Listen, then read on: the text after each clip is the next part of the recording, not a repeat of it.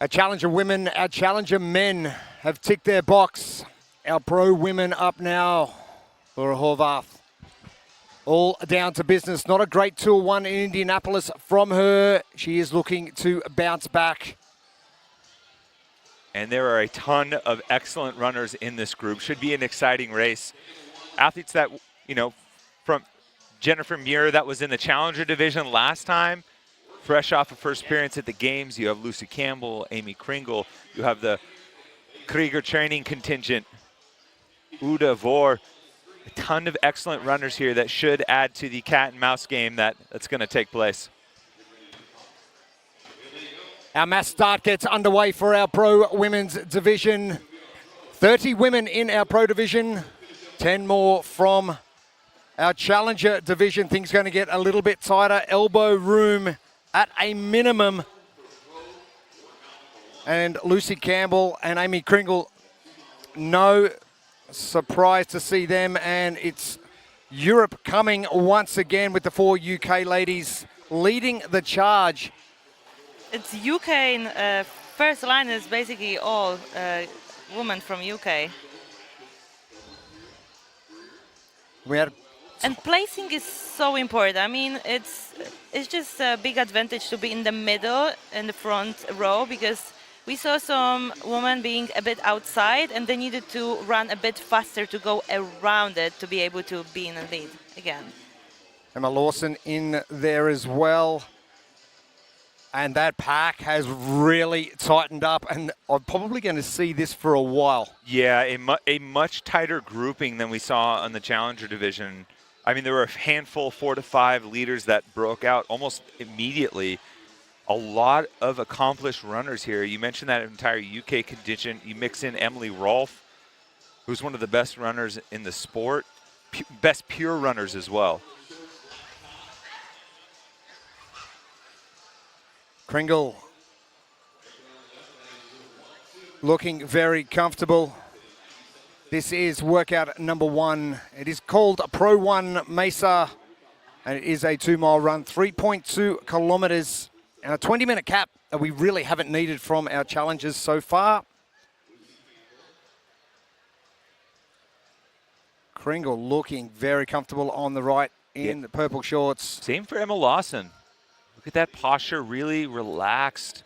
She's done a lot more running training. She was second in Pro 1 out in Indianapolis with all that running. Typically, you see Emma do well in the mixed modality running test. This one's just a pure running test. She can flex some of the endurance training that she's been working on. So you're not the best runner. You're a decent runner. How do you pace yourself off the leaders who are going out a little bit hotter? Well, if you feel good, so there's going to be a feel element to it, but you also have to trust your training. This blueprint here, the middle is really going to come down to the aerobic training that you've built leading into it, knowing what your paces are, what your zones are, and how you can manage those and maybe push the throttle a little bit or pull back if need be. I think at this point, if you're feeling good and you feel comfortable with that lead pack and you know what your training is, you can really lean on that.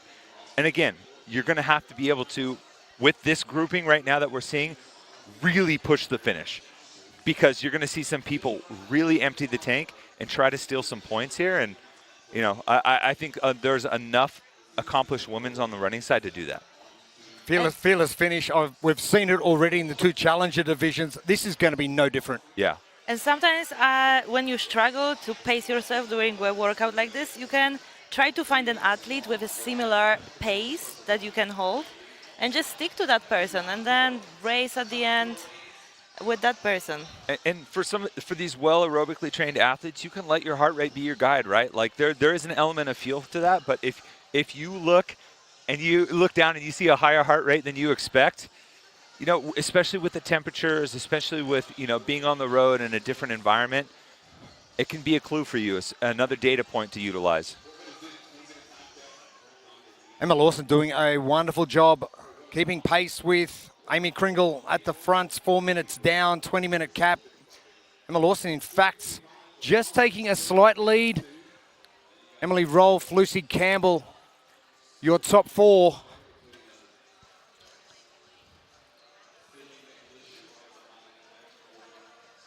And again, we mentioned the conditions out here. They're so mild. It is nice and cool. The cloud cover's really helping. You're going to have more in the tank to give. Yeah, and you can see the flag off to the right there. There's a breeze kind of pushing through. There's a couple of directions. As they turn this corner here, the wind is actually going to be behind them. The wind was in a similar position yesterday, and there was a noticeable difference in just kind of like cooling you off a little bit and giving you just a little bit of a boost mentally with that wind behind you. They were running into the wind just a second ago, so it's going to be a nice way to kind of aid their performance on the back half of this race. Your leaders, Amy Kringle on the left, Emma Lawson, Canadian on the right, Lucy Campbell, and Emily Rolfe still in touch with that massive pack at the back. And that kick we have seen from the two challenger divisions, we're going to see it, who's going to make a move from the back to try and catch our leaders. And Amy, just look at her watch not such a long time ago, and I still think just 5 minutes in, it is still a great time to just go with the pace that you prepared for yourself. But later on, when you have 500 meters left, there's no pacing. You just have to go and race with the other athletes.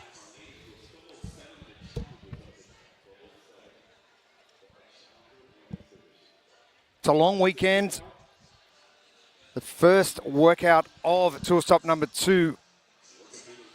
2 mile run. It's probably one the athletes have gone, oh, okay, I can do that. That's not too bad. That's not too bad a start to get into this. Yeah, and I think as they were warming up in the, this morning to get ready for the race, the conditions kind of give you a little bit of confidence as well. For athletes like Amy and Emma, Lucy right behind her, that have, podium aspirations for this weekend, coming out and executing a race strategy that you had coming in and letting that lead the way for you is a huge boost for you confidence-wise. We saw that for Indianapolis in tour stop number 1. Amy came out of the blocks hot and gave herself that good lead, that good start to lead into the weekend. Mm-hmm. There's actually one thing I would change with the running of the two leaders. If I would be Amy, I would just go behind Emma to draft a little bit to save some energy, and then closer to the end, I would try to overtake her. I've got a thought on this. Does Amy just sit next to Emma and just go, you know what? I'm still here. I'm not going anywhere, just to make sure that she knows she's there. And there is a way, as you kind of feel out where the wind is blowing, you can kind of sit on the back hip a little bit and still get the benefit of the draft while also kind of giving that feel of presence for the athlete that you're racing with, just to keep the pressure. Kringle from the Isle of Man, in between the UK and Ireland. A place that's no stranger to racing if you know your motorbikes. You know your motorcycles, yes. If you're not sure what we're talking about, go and Google TT at the Isle of Man and you'll see some of the craziest motorcycle racing ever.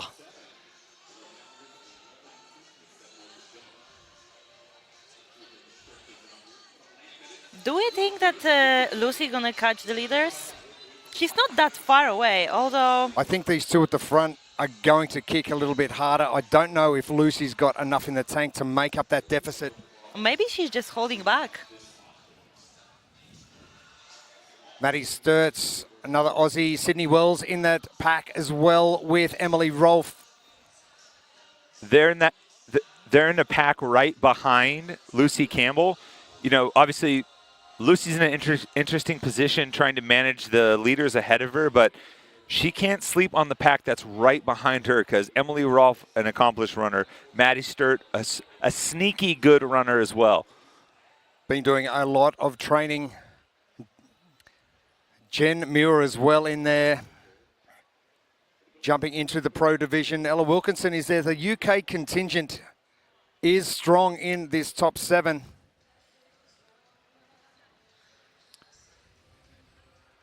Laura Horvath in that 10th position, needs to make a move.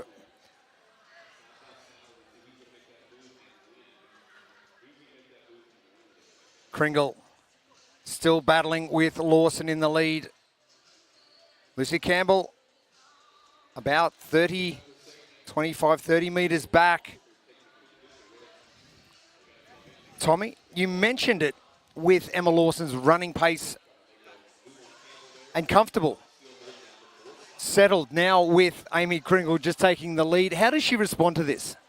I mean, you're pumped if you're Emma because, and you know, she's done some high rocks races. She's done some longer, more aerobic demanding events. And right now that training is paying off. You can see her hanging with one of the best runners in the sport.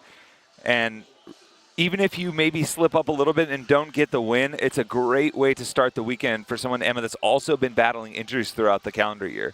We've got points to gather over the tour stops before we hit the finals. And if you're going second to Amy Kringle in a race like this, there's big points on offer. Yeah, and they're starting to get close to that kick point here. We've seen just behind them, Lucy Campbell kind of getting reeled in a little bit by Sydney Wells, and then Maddie and Emily Rolfe also starting to close distance too. They're going to have a short little stretch here on the turf, and then they're going to see the change in surface. They're going to get back to the sidewalk, and that's when the foot race is on. They're getting really close, so only a little bit longer here on the turf before that final kick ramps up. Maddie Sturt's made up a lot of ground, sitting in the top 6 now. Jen Muir in those red shorts. And the turn, it's nearly coming. The concrete, the harder ground where you can really start to push off a little bit more is coming. The most exciting part of the route. Kringle turns first, now starting to separate herself. She wants the win here in workout 1. You can see the arm drive, really kind of pulling those legs through. Using all her body to basically get to the finish line.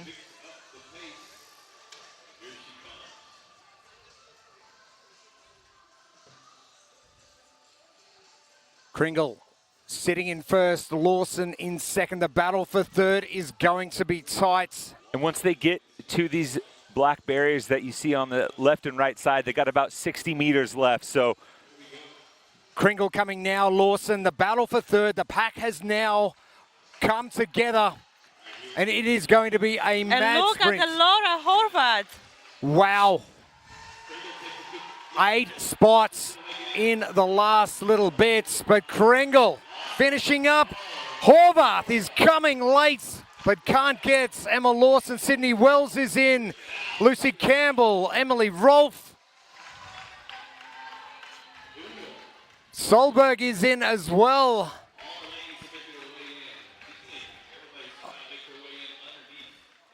Uda Ludekvam finishing strong. Alexis Raptis is coming in just behind.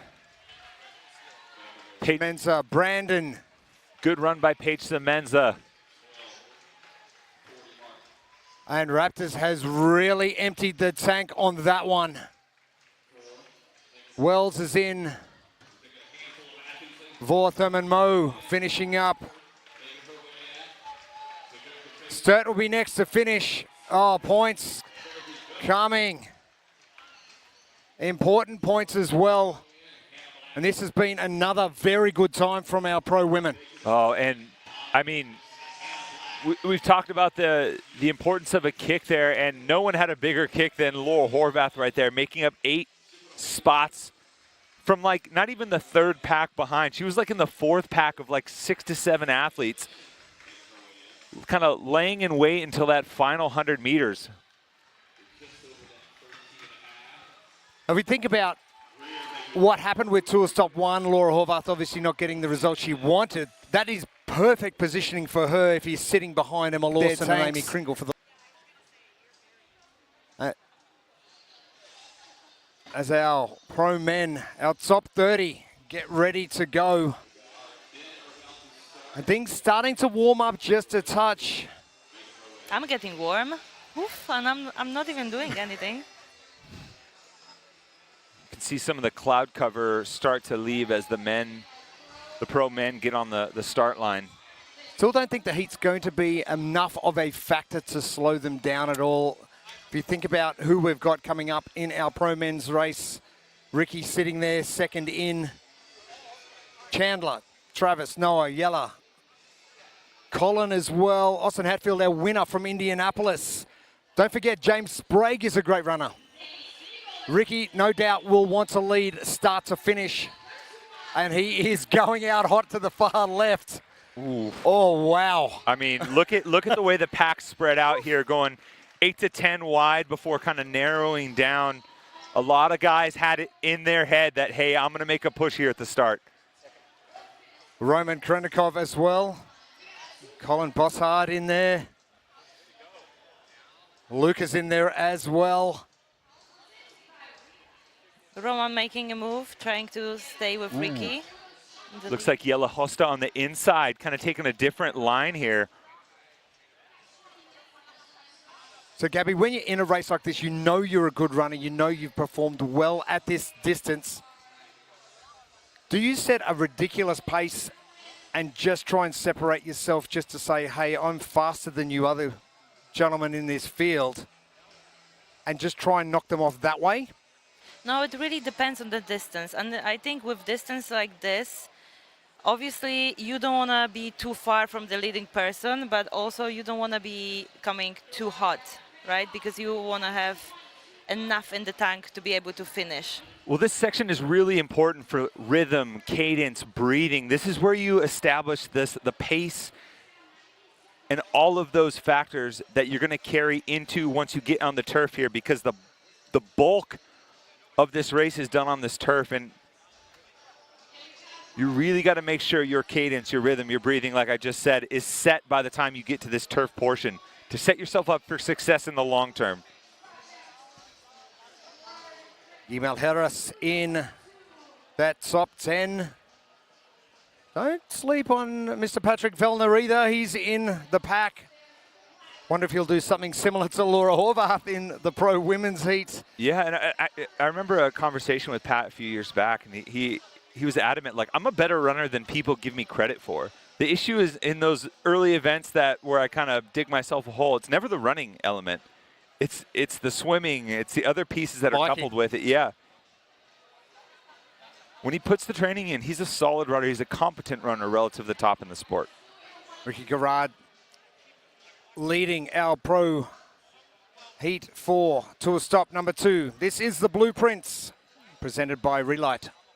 Well, this middle section on the turf is where you're going to make your money for the aerobically trained athlete. You've got your cadence, your rhythm, everything in the pace that you want. You can really rely on your training to allow to create the separation. And then, as we saw with some of the pro women, that fearless finish, if you're unafraid to stomp the gas and empty the tank here, you can make up some precious points. Pack starting to really settle. Austin Hatfield in there as well, top 5. Yella Hosta, Roman Krenikov, and Ricky Garrard, your top 3 as we hit the 3-minute mark. So we're looking around that 11 minutes, sub 11 minutes, which is going to be not so important as placings will be.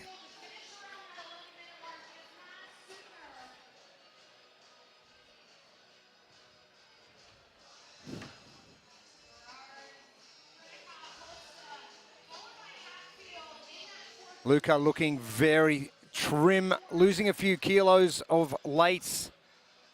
And looks like he's running very comfortably, sitting in 6th. But Ricky trying to push that lead. Roman's having none of it, nor is Yella.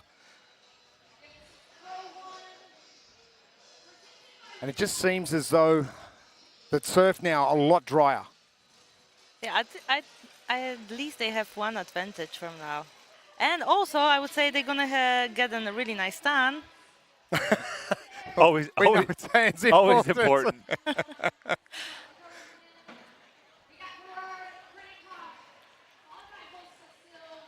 The backdrop still providing some great pictures for us here. Tour stop number 2 in Mesa, Arizona. The competition starting to heat up, as well as the temperature here. And a great battle from our top 3. We expected nothing less from our top 3.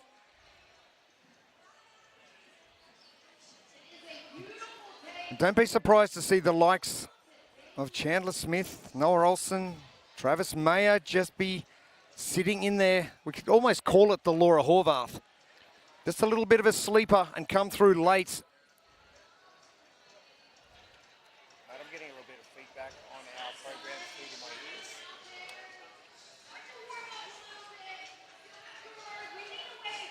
Five minutes down. We are not going to need this 20-minute time cap. And once the athletes are finished up outside, we will move inside the Arizona Athletics grounds to finish off day one of competition. A team's coming up as well. But the race to Copenhagen continues. Double points up for grabs in December. That is going to be an exciting tour stop. And it's going to determine who gets to enter 2026 with that coveted pro card and automatic entry to all of the events for the season for WFP, and the stakes are only going to get bigger. Ricky Garrard, podium at the CrossFit Games only a few weeks back, and oh so close. And we were talking about this beforehand. It really kind of left a chip on his shoulder because he felt like he was right there. Like that was his best shot at winning. Right now, the athletes are in the kind of the back half section of this race. You just saw a turn that they made. They're coming up the middle section of the second field. So they came opposite direction on the far field on the backside of your screen. They do a long, wide turn, and they come back up the middle section of this one. Mentally, this kind of sets you in the back half of the race. All right, it's downhill. We're in the downhill portion of this race. And that is a big gap from our leaders back to our second pack, back to our third and then fourth pack. Ricky has set a very hot time for Jelle Hoster and Roman Krennikov to try and keep pace, and keep pace they are. They must be hurting. And all three of these men accustomed to, winning the running events at high-level competitions.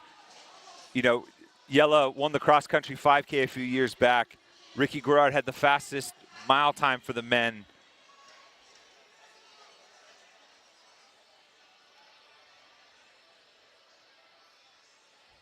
So we've got potentially about 5 minutes left. You don't want to come out too early with that kick. When is the perfect time for you to make that move on your opposition? I would say they should hold on for another 90 seconds and just go as hard as they can on the straight line. It's very straightforward. Who's gonna have more in the tank? So as an elite athlete, how much do you have in the tank that you know you can put in reserve? Let's say you say that 90 seconds we're going to hold for and then finish strong. What is that sort of time factor? Is it 90 seconds? Is it 2 minutes that you've got in the tank that you know you can push without it affecting your performance too much? I think 30 seconds full-on sprint is something that you can hold on into. And honestly, I think at this point, that second pack is mentally starting to let these guys go, because you look at how far they are back behind as they're going to make 1 to 2 turns left before you get to that final stretch. With how many athletes are in that second pack, you really have to focus. All right, I got to make sure I beat the guys that are immediately behind me. Yeah. And then as a byproduct of that kick, if it puts me in striking distance, so be it. But it's really hard to look forward, see 40, 50 meters ahead, and think you're going to outkick Roman Krennikov, Ricky Garrard, Jelle Hoster in a race like this. That pack we've just seen on screen is going to be a mad finish once we hit this final 70 meters in the finish chute. But Ricky Garrard, Jelle Hoster now jumping into second ahead of Roman Krennikov. They have a massive lead. And what's impressive so far, and I hope to see a good kick from him, is Ricky has been perfectly content sitting out in front, not worrying about drafting, not worrying about who's behind him, just saying, you know what, I'm going to get out here, try and stay with me. Just had a quick look at his watch, probably to find out exactly what pace he's running, not so much the time. But James Sprague, all the way back there in those light blue shorts, is now leading that second pack. But I think, as you mentioned, I don't think he's going to have enough in the tank. But is it worth pushing to get those top 3 and potentially put yourself in a hole for later on in the weekend? It really depends. If there's no chance of actually catching them, then it could be wasted effort if you know that you can just beat the athletes immediately to your left and right. Ricky Garrard, are we going to see wire to wire yellow Hoster? It says, no, sir, we are not. Oh, and the mad sprint potentially gone a little bit earlier, Gabby, than you expected. But here we go. Yellow Hoster, those big, long, loping strides. Well, Ricky's not giving up. He's right behind him. We saw it with Amy Kringle, that arm pump. It's important. Ricky Garrard trying to catch Yellow Hoster. Here we go, the crowd. Yella can't see him either. Oh, Ricky takes it back. And the Aussie gets a win. Yellow Hoster kicked about 10 meters, 15 meters too early. Roman Krenikov couldn't hold on and dropped off. But a great finish from Roman Krenikov. James Sprague is in. Luka Djukic, what a finish from him. Jay Crouch is in. Strong finish from Sam Quant. Oh. Ty Jenkins.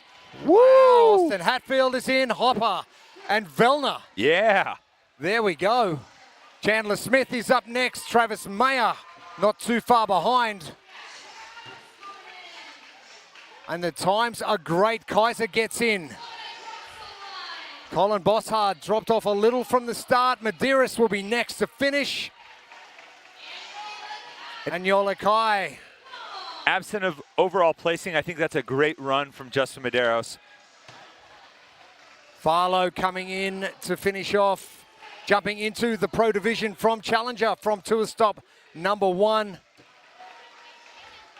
Oh, also BKG. 2 decades of games experience coming across the finish line. Dallin Pepper in that hat coming in.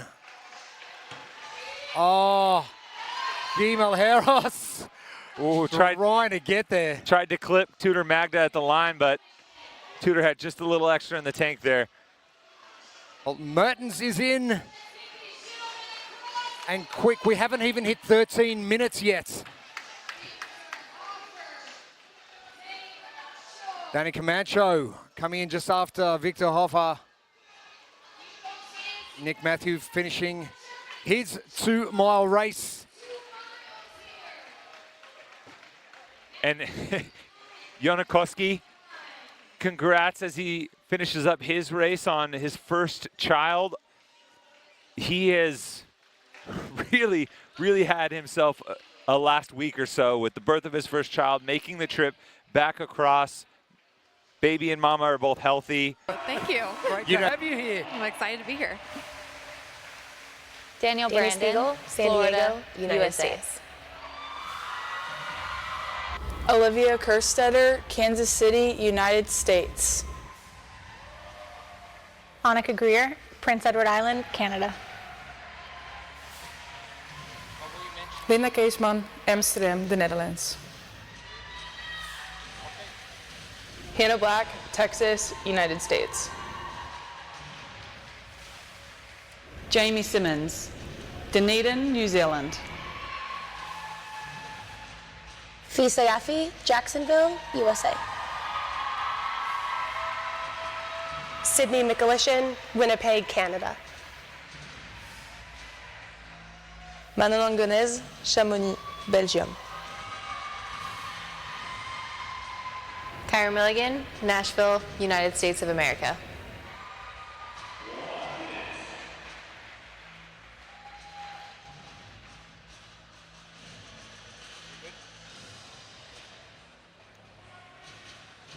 The first of our pro women's heats, our lane assignments. Now, if anything screams gymnastics at me, it is New Zealand's Jamie Simmons. Great to have her back in competition. Yep, and she's gonna have a good race on her hands. Right next to her, lane 4, Fisa Gaffi, another excellent athlete at gymnastics, even with these strict movements. Now, we saw Fee tour stop number 1. She was just clinical right throughout the entire weekend. She's really kind of found another level to her game, I think, in recent years. She experienced so many years of near misses and not getting to break through to the games when she felt like she was a games caliber athlete. And now we're getting to see her really, really shine. Underway for the first of our pro women's heats. The first time inside. And the sun might be beating down outside, but we don't know about it inside. And we've seen over the previous Challenger heats just how much pacing is involved. Bethany, great to have you here, not just after tour stop number 1, but sitting next to us and giving us your insight. I'm happy to be here. Yes, so let's get some insight. Okay. This would be pretty much in your wheelhouse. Yeah, this is a grinder. This is a grinder. This is a long workout, so anything 20-minute plus is a plus for me. A lot of talk has been about the volume of strict handstand push-ups. How long would you say that, how many times across your career have you hit the neighborhood of 100 strict handstand push-ups in a singular workout? It's a lot. I feel like most of the time you're going to see around 50. So 100, doubling that, it's going to add up really quickly. And do you have a reasonable expectation for that as far as like, all right, I know what my capacity is on 50. Can you extrapolate that out at all? I think so. Like, you have to, at the end of the day, it's know thyself, right? And for me, particularly, I know I'm going to do small sets and just make it consistent throughout each round, but some people like doing a bigger set to kind of break off mentally for themselves and then do smaller sets. So it's going to depend on the athlete, but I don't know. 100 adds up really fast. So you see round 4 and round 5, and it's going to not feel so good on the arms.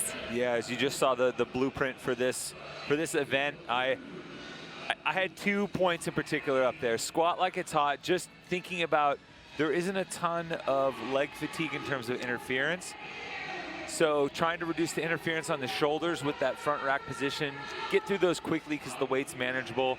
And then Lego my ego, a little play on the old Eggo Waffles ad from back in the day, because like Bethany, like you said, I feel like you're going to have to set your ego aside at some point and be realistic about your capacities for handstand push-ups in right. this, and have multiple contingency plans for it. Yeah, I feel like most of the pro athletes, they can probably do 30, 40, 50 unbroken, no problem.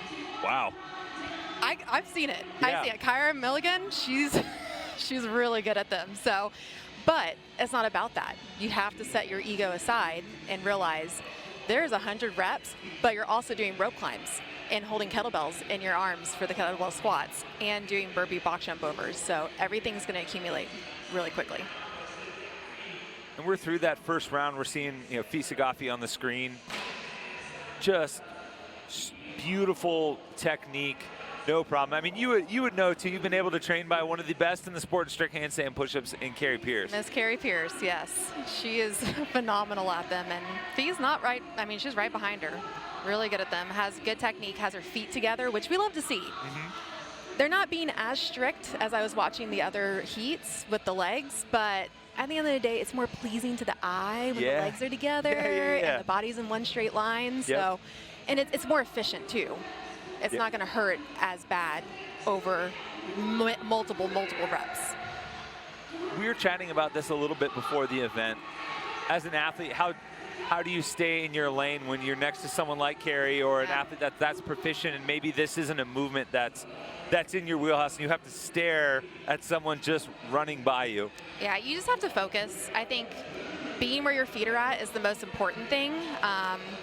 If you're not focusing and you don't know, you have to go back to your training. What have you done in training? What does that look like for you?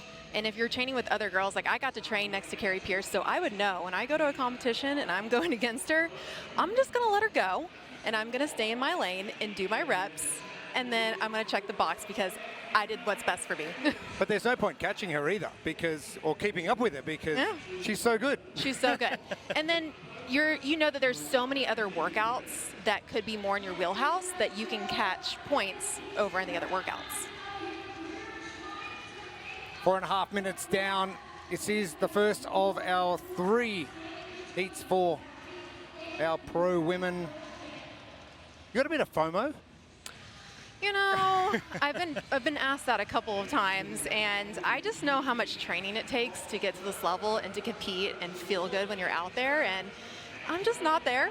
I've had to modify my modifications and workouts, and so not too much FOMO, but I will say it's more fun competing on the floor than being in the stands and watching.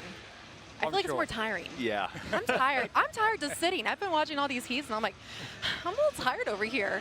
So I do miss that part and the aspect of that and energy.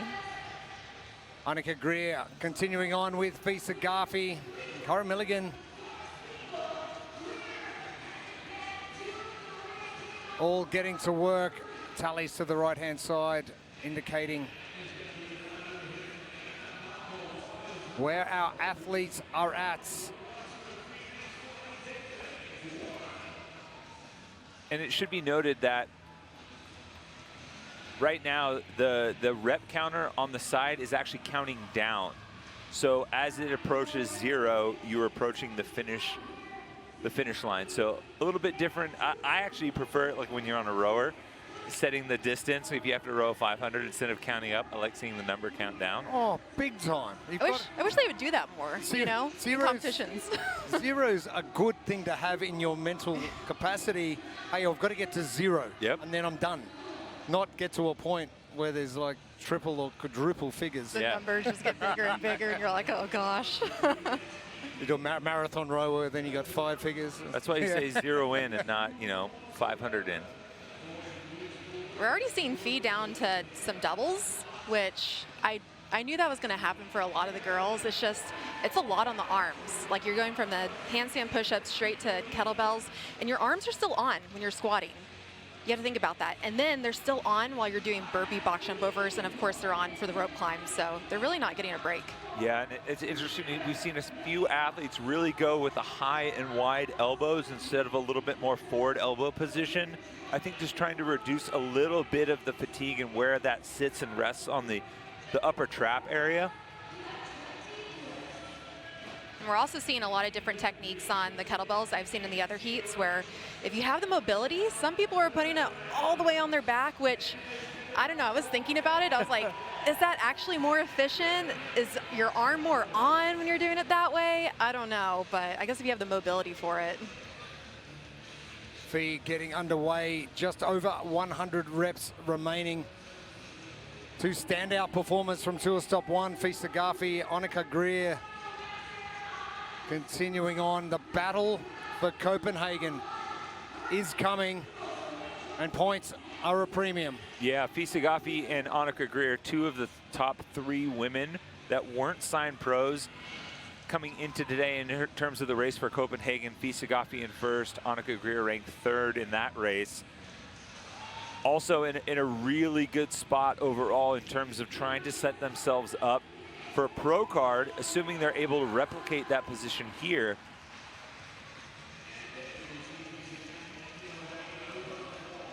Lexi Neely doing everything she needed to do in the Challenger heats to try and book a ticket to Copenhagen, 18th to the 21st of December later this year.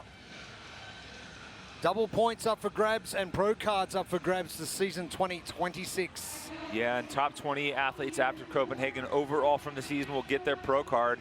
And Fisa Garfi was an 11th overall, all athletes considered in terms of points. After Tour Stop 1, Annika Greer in 14th. And kind of a similar story, Fee obviously had to overcome some near misses and keep battling and elevate her game. I mean, if you talk near misses, you can't say it without mentioning Annika, how many times she came up just so devastatingly close, finally breaking through. She's had herself a 2025, that's for sure. Good performance in Indianapolis, awesome performance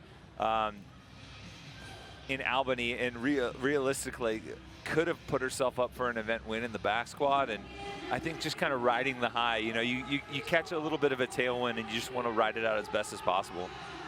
It's the game of momentum. I think in any sport that you play, if you're feeling good, it's just going to keep piling on top of each other. So you got to take advantage of it when you feel good. and things are going your way. Mikulishin getting back to work on those kettlebells. And something I haven't seen a lot of over the last couple of heats is those elbows very wide. I've seen elbows to the front, but resting on those shoulders, but those elbows nice and wide, so whatever works for you, whatever's comfortable. And I don't think it's going to be your shoulders burning too much. It's going to be those legs. Yeah, I was thinking about it. When you are transitioning from the 20 squats to the burpees, your legs are going to be on fire. So there is going to be a little bit of a break for your arms, kind of, sort of, and your quads might get a little burn. And you have to think about it. They just ran those 2 miles. They sprinted. They didn't run. They didn't jog. They sprinted. I'm not sure if you've seen anything from James Sprague on social media of late. Not yet. He just wrote a post that just said, ouch. I bet. He They said, were like, going- they sprinted that 2 miles. Yeah, so they're probably going to be feeling that in this workout, but I think also tomorrow and some residual on Sunday. What's that? Always that second day soreness that starts to creep in. Hurts. I will say, Fee is probably the most efficient burpee box jump over person out there. Like, she has a really good technique. She's quick. She's smooth when she goes over. She steps down. She jumps up. It's perfect. Yeah, just not wasting much time at all. And I like that little foot drop down, the leading foot hitting the edge of the front of the box and then just dropping straight down. Number of athletes using that technique, and it's just so efficient. It's always interesting to see how certain, I would say, variations and techniques start to become ubiquitous in the sport. You know, if you think back to when even the soft plyo boxes were first introduced, you're looking at like 2015 or 2014 regionals. And I remember Chris Spieler was the first one to really jump up and land in that squat position, not extend the hips when you didn't need to. And before you know it, now everybody's doing it. Now you see the foot cadence that everybody uses and having that far side foot just barely clip. And information spreads quick amongst the top athletes, especially if you see someone performing very well. Yeah, what are they doing that I'm not doing, and how can I do it? Is that something that gets discussed, or you just watch something that someone's doing and copy it? Or is it something that they go, hey, I think you should try this because this might improve your performance a little bit? it's a mixture. I think if you're in a training camp, y'all guys can discuss it, and that's what we did at Underdogs a lot is, Carrie, what are you doing? You're doing this so efficiently. How can I change it? And she would help. But I think the best athletes can kind of like peek over in the middle of a workout and be like, Ooh. okay, maybe I can shift and adjust. We like that. Yeah. I'm going to use that. It's hard, but use those peripherals. It's like open source competing, right? You're open to all the information you can and use it as necessary. Why not? Highest form of flattery. Yep. There it is. Fee continuing on. 44 reps remaining. 10 reps ahead of Annika. Danny Spiegel just chipping away nice and quietly in lane number 10, just in front of us. Never count her out. Yeah, never count her out. She's very sneaky good at the handstand stuff. You know, I think because sometimes some of the ring muscle up, some of the muscle up stuff, she doesn't always perform well at. That people just assume that gymnastics aren't always in her wheelhouse, but she can handstand walk with some of the best of them. She's a very good strict presser. She was a gymnast, Yeah. so she has that background. People just count her out because of the running, but Yeah. I mean, her running's gotten better, and she's one of those athletes. She's an OG now. Yeah. She's been chipping away every year. Yeah.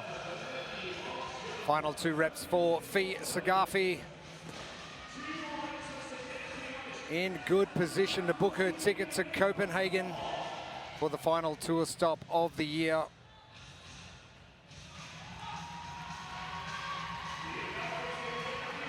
And you're going to see the best athletes, the most conditioned, be able to run from station to station, and that's exactly what we just saw from her. It was amazing. She just went from the handstand push-ups over to the kettlebells with a little brisk rock, and she just got straight to them. It almost adds to the sense of urgency coming off a movement where muscular fatigue sets in, heart rate comes down a little bit, and you're like, I can't wait to get through these final few reps. Yeah, especially on that last round, you're just like, let me get to it. We just saw a shot of Annika getting through that final set of handstands. And fatigue has really started to kick in for Annika. Not so Fisa Gafi with 10 reps remaining. An exceptional time. Lexi nearly finishing at the 15-minute mark in the Challenger division. And as Tommy mentioned earlier, the only difference between the Challenger and the Pro division is the weight on the kettlebells. About 9 extra pounds per hand in the weight of these pro women's kettlebells. So a great performance from Fisa Gafi to be in the ballpark of what Lexi nearly put down. And as she's picking up some speed, so you can see instead of stepping down, she's jumping back.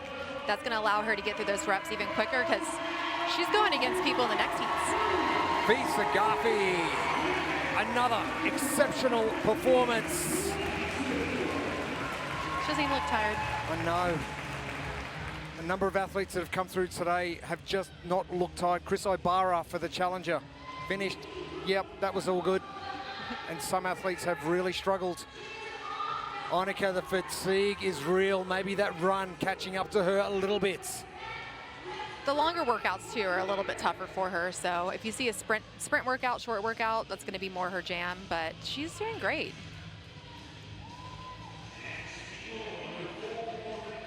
Annika finishing in 25th in the run this morning. Time of 13:35. And she knows she's got to go. She's doing those 2 feet. You just see those points that athletes go through. They're doing at a certain pace and then they just do something different that you know they're going. Annika, oh, it is hurting. Quads are probably done. And this is kind of a mirror image of what happened at the games for Annika. She was 27th in the opening event, longer run. Managed to come back with the top 10 finish and all crossed up. You know, finishing the top of your heat, competing, putting up a good score for the later heats to try and take down. It's about as best as you can ask for. And Danny Spiegel, performance from her. And talking to Annika earlier, she just seems like she has a really positive attitude, and I think that helps. When you have like a bad placement and you know it's a long, long weekend, having a positive attitude really helps. Milligan about to finish up.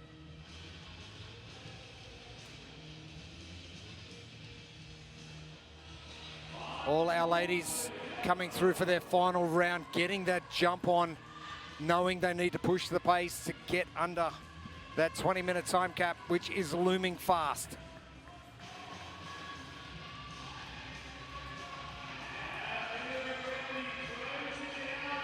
Kyra getting finished. Oh, another. Sufferfest. Sufferfest. Sufferfest continues. Those longer workouts for Kyra too, man. She's like, man, get these workouts out of the way. I want the short workouts. Are these the ones that maybe temper the FOMO a little bit? Yeah, I mean, you look at these people out there and they're just suffering. It's like, I'm okay sitting over here. It's all right. or the 2 mile at the pace they ran it at. Goodness. Yeah. I was like, what are we doing? We're just sprinting. Everyone's like, I think I PR'd my mile. Manon Agones about to finish up. Final 4 reps for her. Olivia Kerstetter not far behind. Jamie Simmons moving quick in the center of the Arizona Athletics grounds. Manon. It's a long way to run. It's a long way to run after those burpee box jump overs.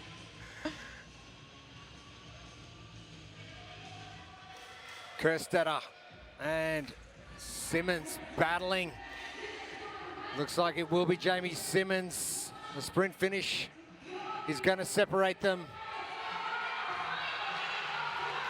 If you could call it a sprint finish. Let me tell you, that's the worst at the end when it's a 20-minute workout. You've been suffering the entire time, and you have to sprint at the end just to get, you know, just a couple points ahead, 1 placement ahead, and you're just like, ugh. Reminds me of acid bath. Oh, yeah. Poor Street Horner and just wobbling to the finish. Gosh, that workout was so bad.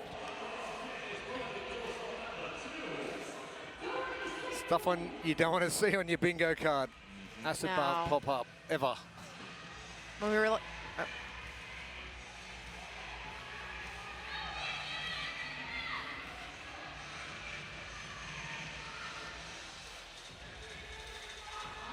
Linda Casemon just ahead of Mikulishin as the lights dim. And now it is a matter of getting reps in the tank. And the red light comes on, signifying the end of the time cap. And Fee looking like she's just had a walk in the park.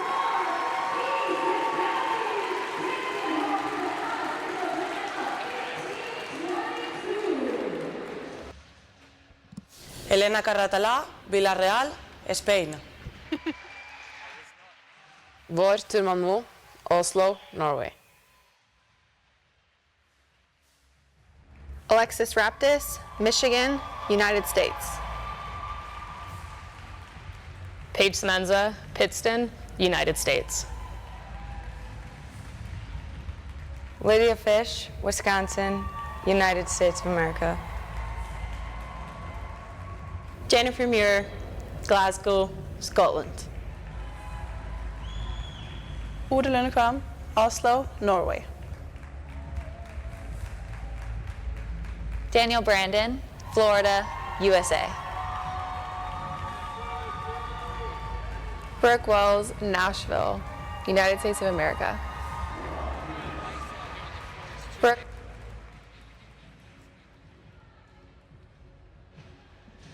Our second heat onto the competition floor. Our lane assignments. And we have got some heavy hitters in this heat.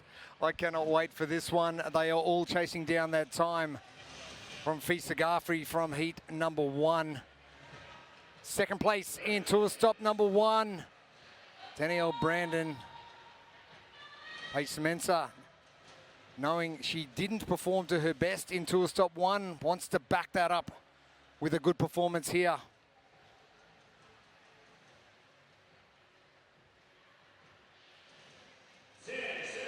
And we are not far away from getting started. This is Pro 2, our first day of competition at tour stop number 2. Underway. And it is Pro number 2. We have 5 rounds for time. This one presented by Pliability. The woman will do 3 rope climbs and then those 20 strict handstand push-ups coupled with 20 double kettlebell squats, finishing off with 10 burpee box jump overs on the round.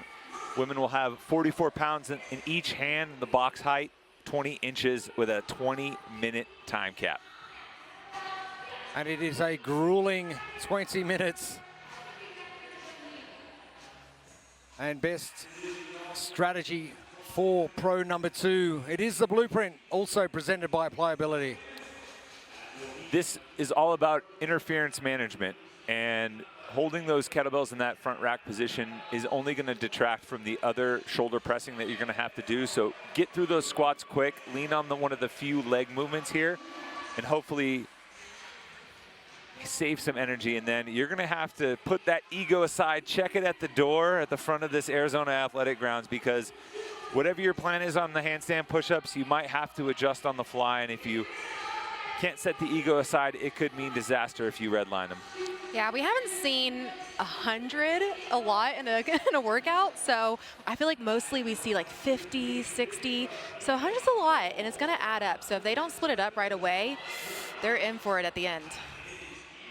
To the right of screen, our lane assignments replicating exactly what reps the athletes have remaining. You will notice at the bottom in lane number 10, Maddie Sturt still on 266. Unfortunately, she has withdrawn from competition. We'll have more details for you shortly.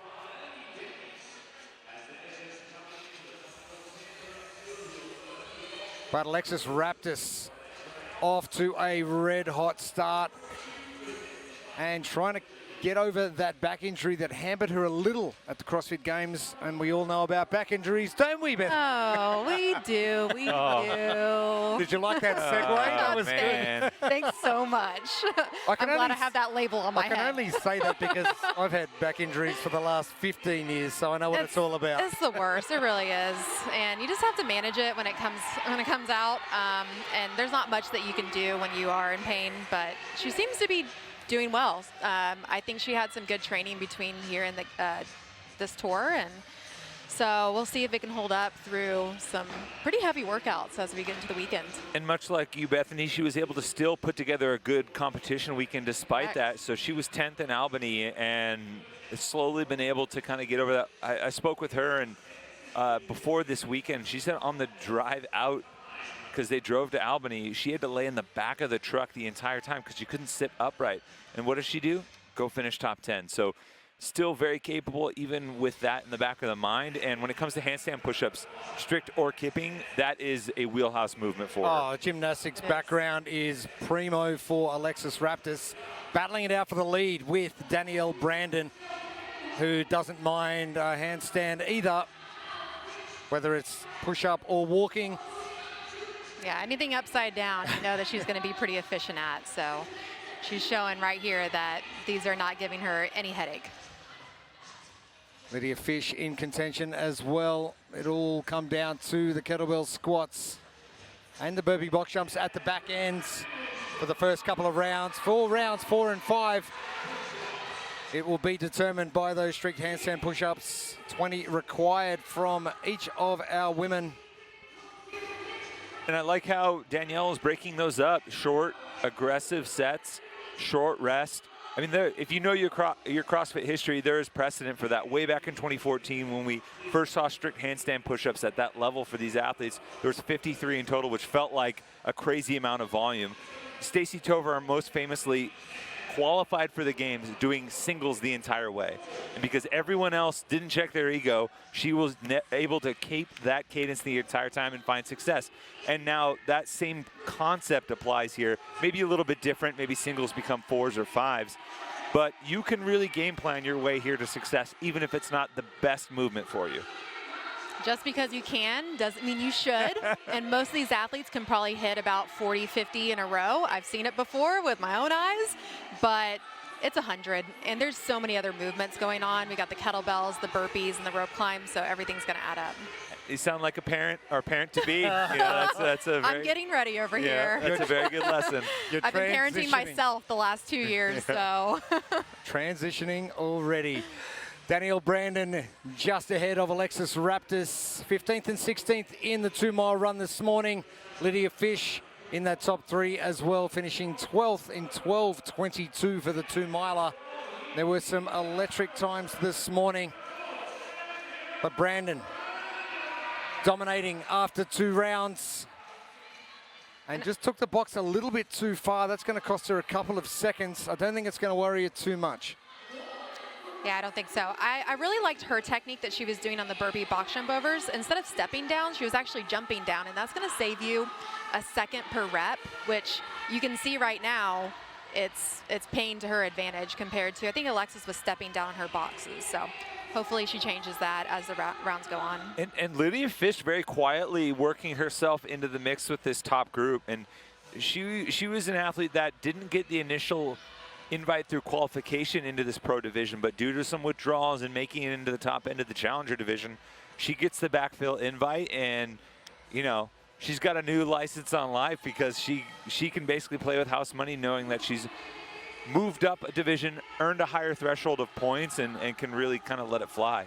I mean, just like Annika and Fee we were talking about in the other heat, she's having herself a year. Yeah. So oh yeah. You better ride that high and enjoy it while you have it, and that's exactly what she's doing. And she's in the the running for the coolest cheering group, with the fish heads that had those clever hats. Yeah, I need to see them. I wanted her to wear it out here on the floor, at least for the run.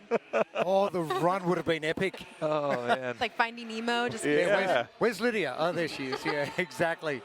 Lydia Fish finishing 24th in tour stop number 1.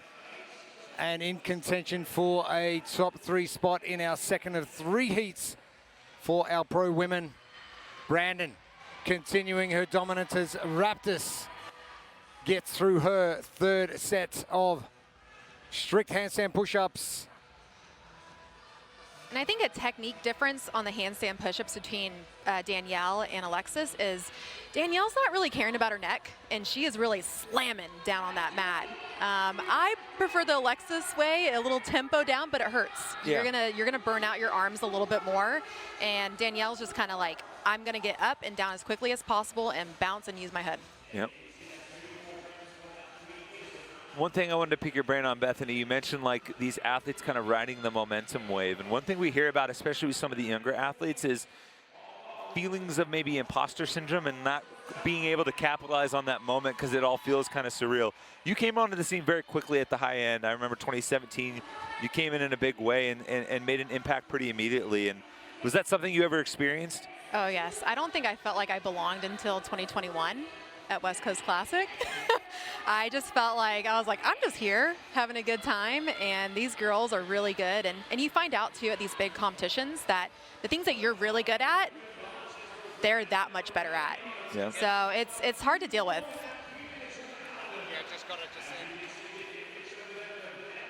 Brandon continuing on.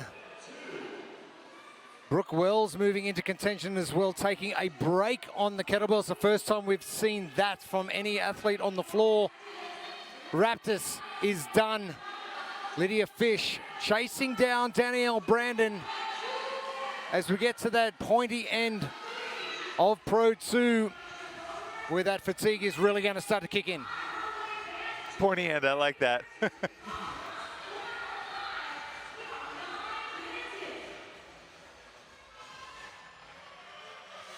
Brooke Wells pulling alongside Alexis Raptis to get started on the 10 burpee box jump overs to finish off round number 3. Fish heading back. Lydia is definitely holding her own. Talking about like not being scared about people around her. She seems like she's cool, calm, and collected. Man, she's so mature for her age. I'm going to throw a word at you. Unassuming. Unassuming. Yeah, oh, yeah, I know. Yeah. Goes about her business, no fuss. Just keep swimming. I'm just going to keep using that the entire time. Oh, there we go. I will say she's mature beyond her age for Correct. sure. You know her backstory and Yeah. the small town that she comes from and the support group that she has. She works multiple jobs on top of training and gives back time, donates time in her community.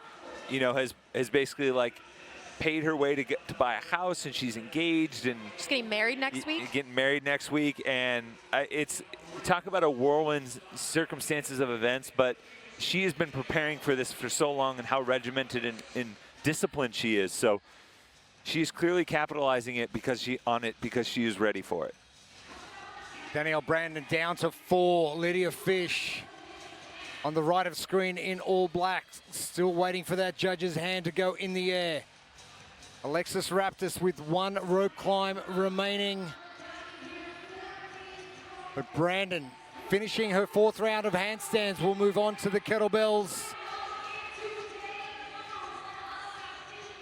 And as much as your arms are working throughout this workout, her legs are probably burning. You're going from 20 squats with that weight over to 10 burpee box jump overs over 5 rounds. And they just did a 2-mile sprint this morning. So their quads are probably hurting pretty bad. Yeah, at this point, like, you're just trying to recover between the movements, and those big muscles starting to pull oxygen away, and oof, Yeah. nowhere to hide. And just got word from Maddie Sturt that her lower back isn't great. Just to throw in, she can join our conversation now, Bethany. Yeah. Yeah, the broken back club. It's Yeah, growing. she's absolutely devastated to be pulling out, but it would be silly to continue, and I fully agree. So best wishes, Maddie Sturt. We look forward to seeing her in Copenhagen in December. The race for Copenhagen continues. Brandon in control. Now trying to chase down that time from Fisa Gafi.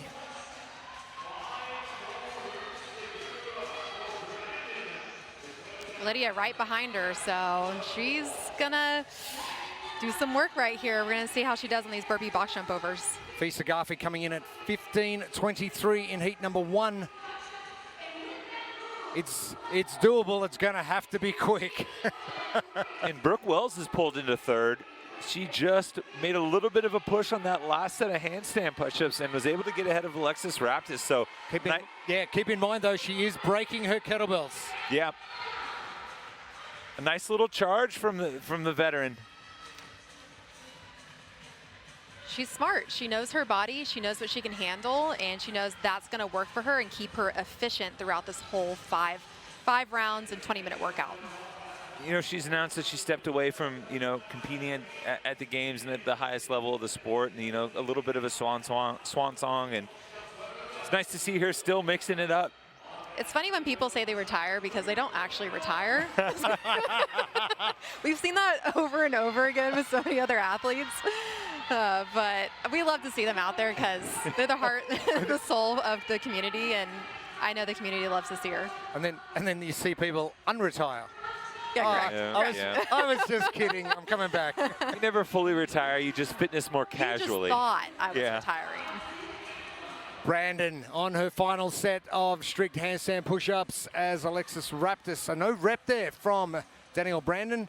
Raptis moving to the box on her 4th round, battling with Brooke Wells for that 3rd place in this second heats. And that was a little bit of a G move there because usually when you get a no rep, you come down because you're just like mad. But she stayed up. She did that. No, I'm going to get my reps in. What? I'm staying up. Oh, what did you say? So that's good. That's good on the mental side for her. I think she's grown a lot on that side. Yeah. I like to see it. It's also like a very clear indicator of confidence in that movement, right? A lot of times just that little mental switch of like, oh, what was that? Oh, I'm 1- kind of takes you out of that mode, especially when something like handstand push-ups where keeping that tight position and that engagement is so key. Yeah. Brooke Wells now moving ahead of Alexis Raptis by 2 reps. The final round coming up. It is Danielle Brandon in the lead, Lydia Fish in second. Brandon with enough of a lead, but now trying to get the work done in the next 60 seconds to try and take that top score from Fee Sagafi, 15:23. I'm not sure there is enough seconds left for Danielle Brandon. 2 different styles of athletes, Fee Sagafi, Danielle Brandon. It's going to be a very similar time. Yeah, and even Danielle and Lydia, they're battling it out, and they're 2 different athletes going on. Lydia's definitely more endurance-based, and the lighter weights serve her well, but she's doing really well in this workout, even with the heavy kettlebell squats. Ludwig heading her way back as well, crossing paths with Danielle Brandon, who has 10 reps remaining.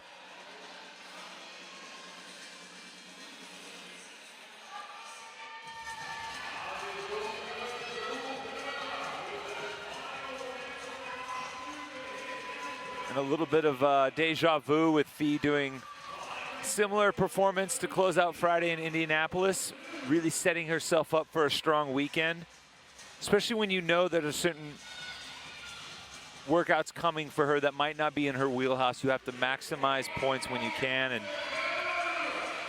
sometimes it's the luck of the draw of like how the workouts are coming out throughout the weekend. So yeah, you really just have to take advantage when those are good workouts for you. Brandon finishing up just over 16 minutes, the second fastest time so far in the pro division, finishing 15th in the 2-mile run earlier this morning. That is going to help her progress into that top heat potentially for tomorrow. And Lydia Fish, what a performance from her. Sitting in the shadows, just waiting patiently, but getting the job done exceptionally well. Lydia Fish.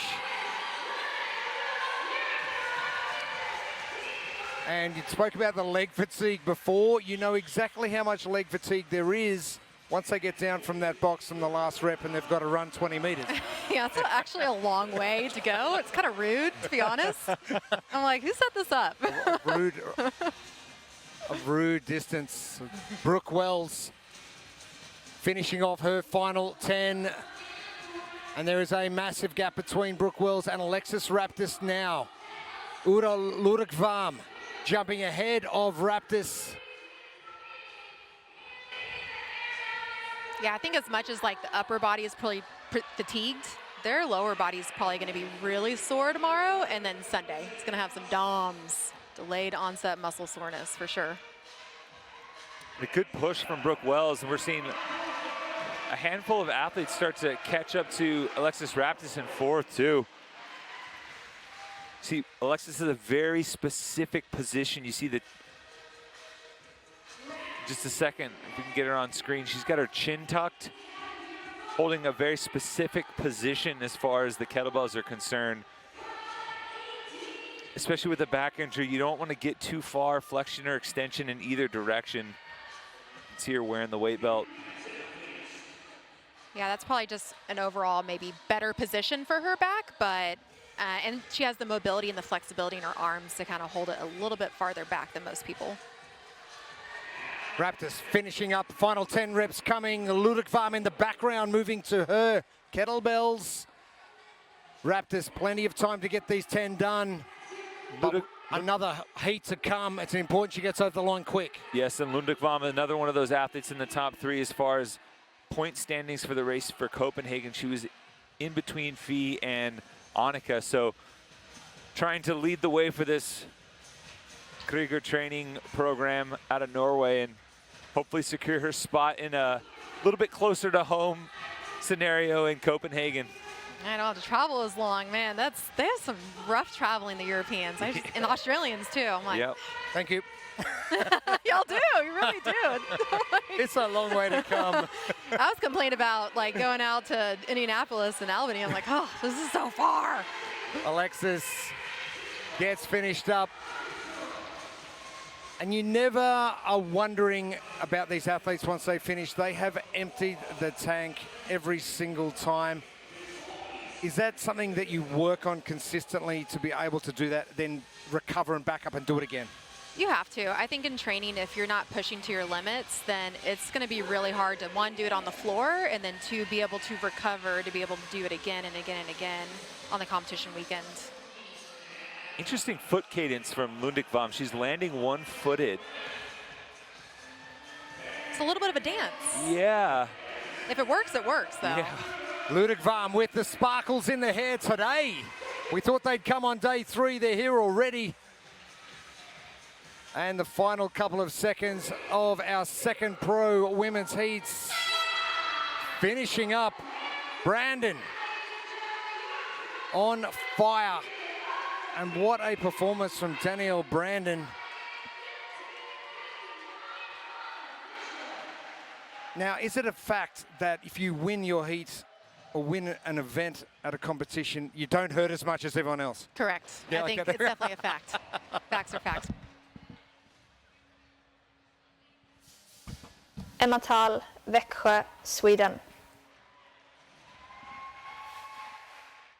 Ella Wilkinson, Wigan, United Kingdom. Emily Rolfe, Vancouver, Canada. Sydney Wells, Nashville, United States. Emma Lawson, Ontario, Canada.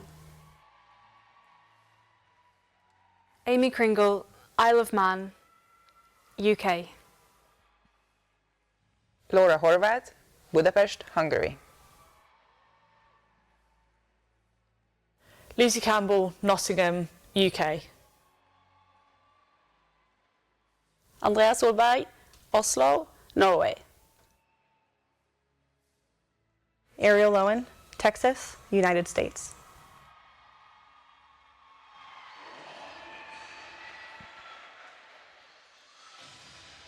Our lane assignments for our third and final heats of our Pro 2 women workouts.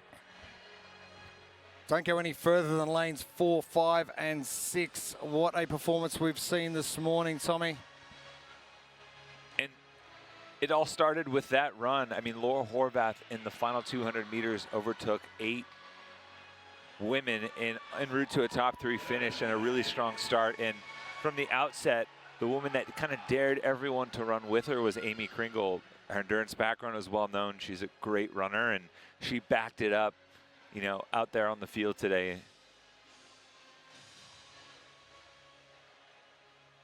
And great to see Emma Lawson back, fit, healthy.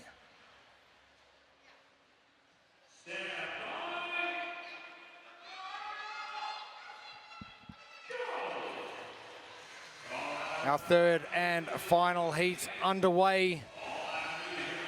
Big cheers coming out for Ariel Lowen as well. No surprises, fan favourite out here, but this is Pro 2, all thanks to pliability. And it should be a good test for Ariel Lowen. 3 rope climbs, 20 strict handstand push-ups, 20 double kettlebell squats with 44 pounds in each hand, and then 10 burpee box jumps over a 20-inch box. 5 total rounds. You got to get it under 20 minutes. Tough going. Tough going for our athletes right throughout our Challenger division and our Pro division as well. And Gabby, we're about to find out if those shoulders for Emma Tall are going to stay intact.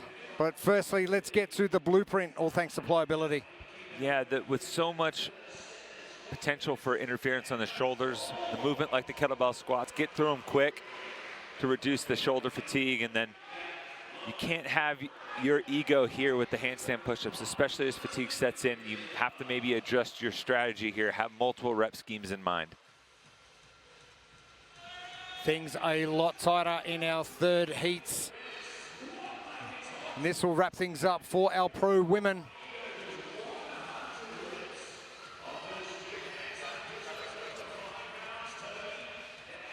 Emily Rolfe, and good run from her this morning as well.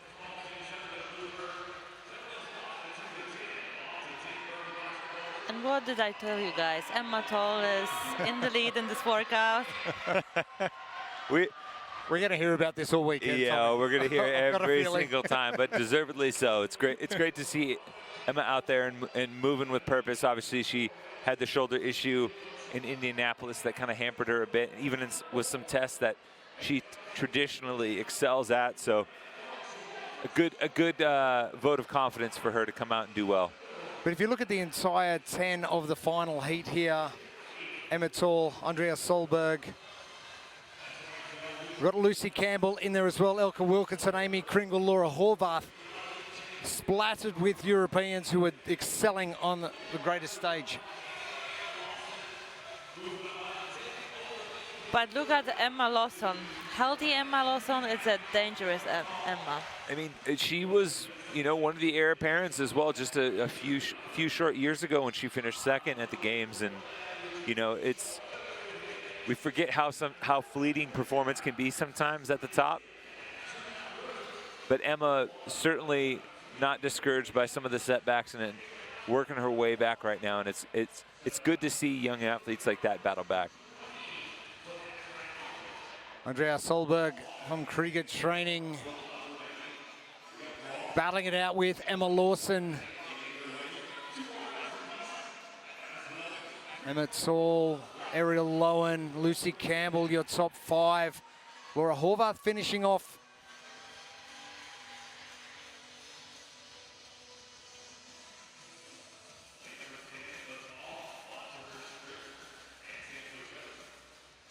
Ariel Lowen to the left, Andrea Solberg in the pink tights.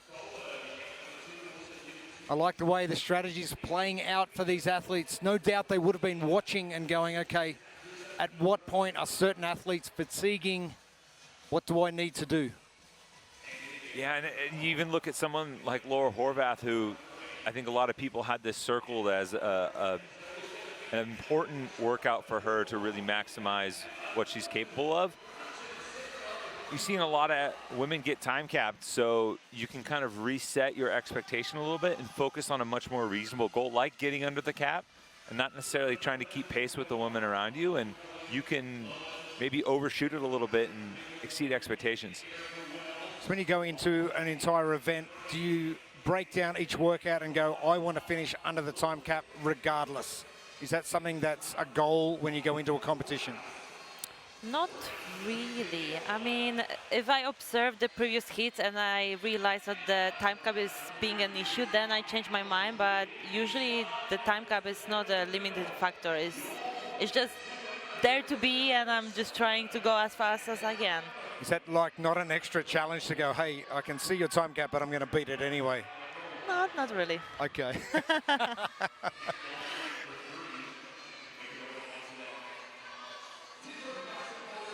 Our leader still Emma Lawson, just ahead of Emma Tall. Andrea Solberg, her handstands are great. She's doing a little bit of damage control on these burpee box jump overs that seem to be taking a little bit more out of her than the handstands are. Emma Lawson, 2 rounds complete in 5:20.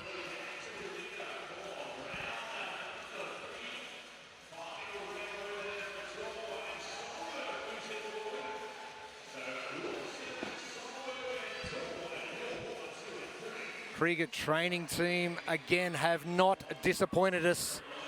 To a stop 1, we had some amazing results. We've doubled the crew. Bring them all down, I say. Why not? Kristen Holter, where are you? Group discount. I think we need an additional heat, just Krieger girls. I'm sure Can you imagine that? they'd be very happy to come down. Just a regular training day for them. Correct. A big welcome to everyone joining us from right around the world, right here, the World Fitness Project. Tour stop number 2 from Mesa, Arizona. 2-mile run. Kicking things off this morning. This is our second workout of the day. There's a number of athletes heading back now. Ella Wilkinson, Emily Rolfe as well, Amy Kringle, Solberg still continues.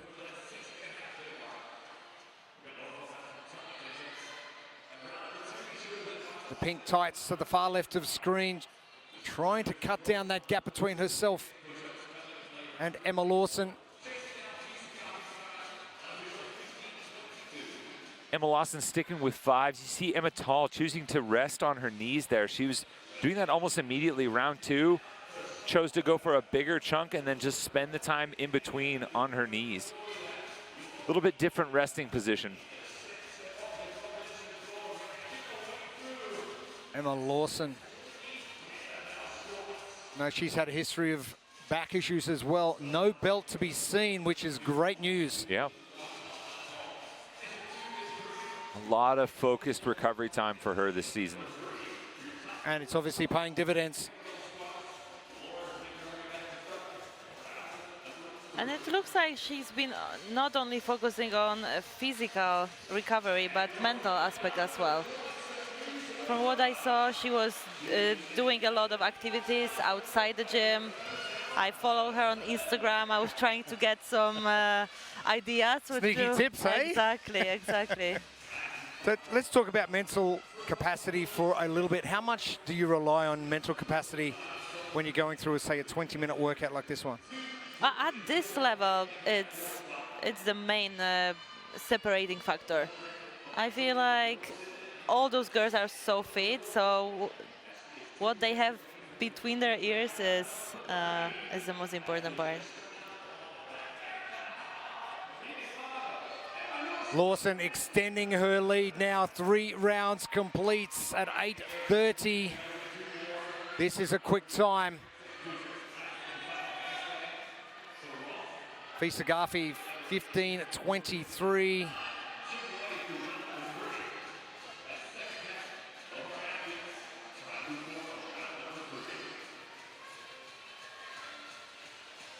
I mean, we are 9 minutes in and the race is so tight.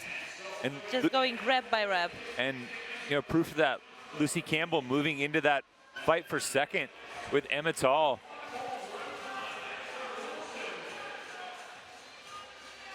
Bit of fatigue for Horvath.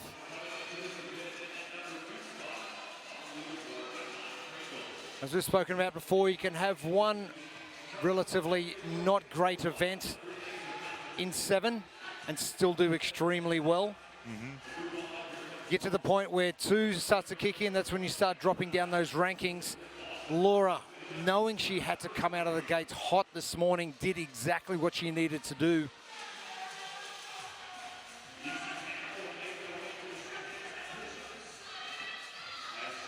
Lawson still looking great.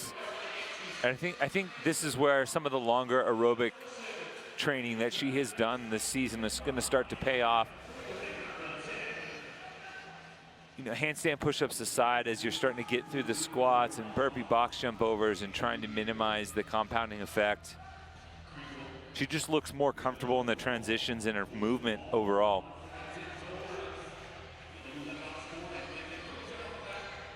The customary Emma Tall recovery position between sets. And not a bad position to be in. You can get your hands set exactly where you need them. Put chalk on your hands as well so you know exactly where to put them each time. Yeah, this is very deliberate. It looks deliberate. She did it from the outset. It's something she obviously practiced in training and feels more comfortable with in between sets. And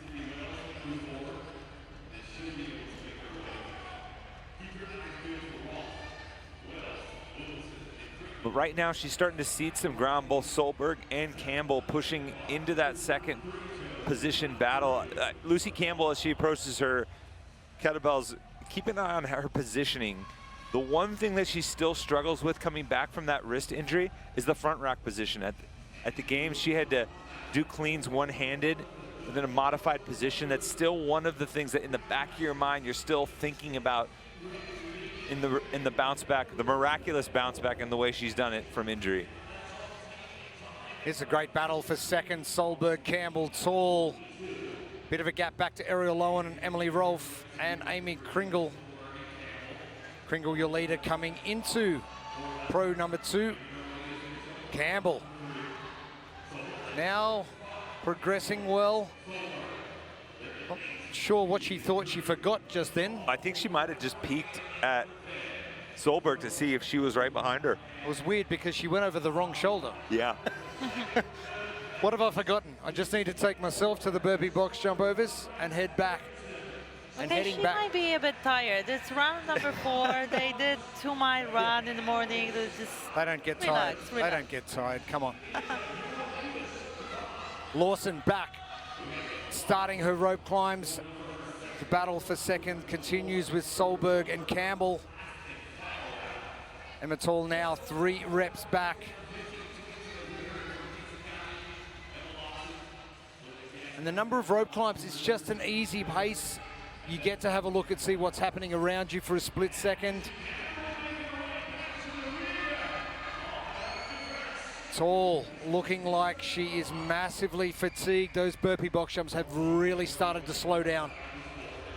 She's still just a couple of reps behind Campbell and Solberg, but if you look at the right of your screen, the gap between her and Ariel Lowen about between 15 and almost 10 reps now. Ariel Lowen starting to close the gap on that, but just enough, I think, for Emma to maybe be able to hold off on this final round.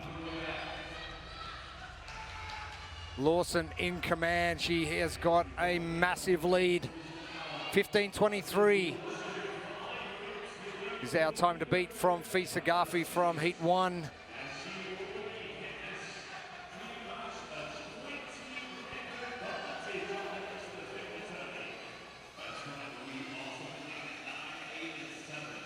Solberg to the far left. Campbell in the blue tights to the left of screen as well. As Tall gets underway with her rope climbs.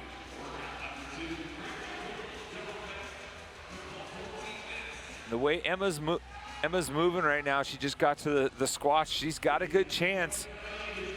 Like you mentioned, Fisa Gafi 15:23, but 5 women so far under the 17-minute mark. Danielle Brandon 16:08, so Emma Lawson in the driver's seat right now with one final push. She can beat them all. And if that's gonna happen, she might be an overall leader.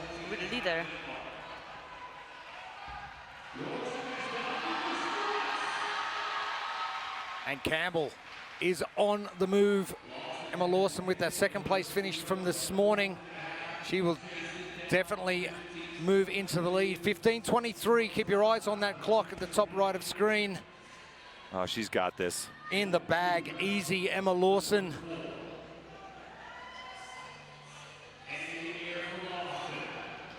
This has been a clinical performance from Emma Lawson. Her pace has been exceptional. No real fatigue level creeping in. And she is well under that time from Fisa Garfi. And your new leader heading into day 2 of competition here at the World Fitness Project Tour Stop number 2. Emma Lawson, take a bow.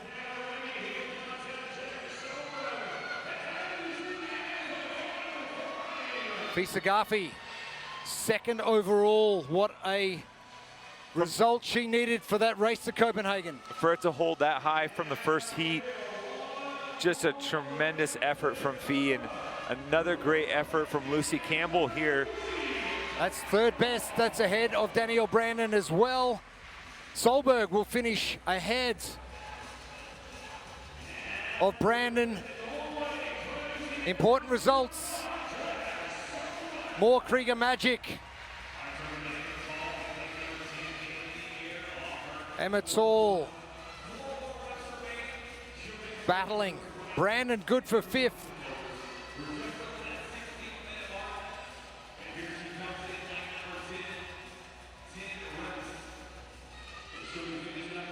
And big gap now from Emma Tall back to Ariel Lowen, who's still on her handstands. And once Emma Tall gets in, and Emma's got to push. She had Lydia Fish in 1641, Danny Spiegel in the 1650s.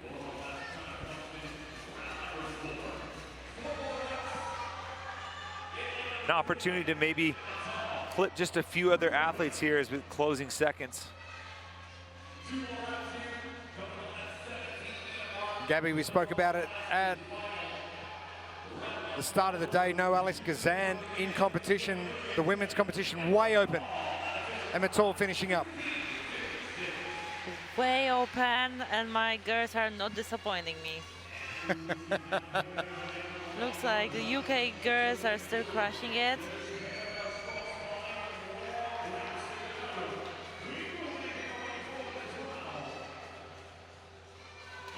Horvath finishing off her 4th round. Amy Kringle on her way to finish. Under the time cap, is going to be competitive. Obviously, the sooner the better. Your leader coming into pro number 2.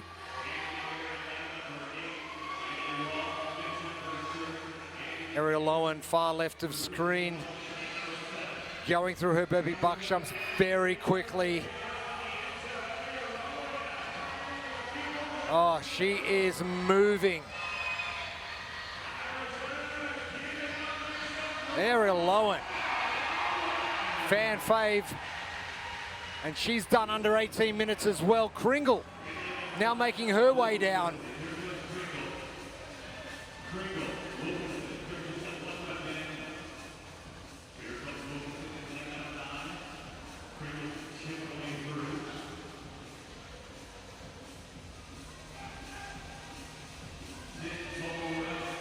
That's despite not being, you know, one of the top 3 or 4 in the heat.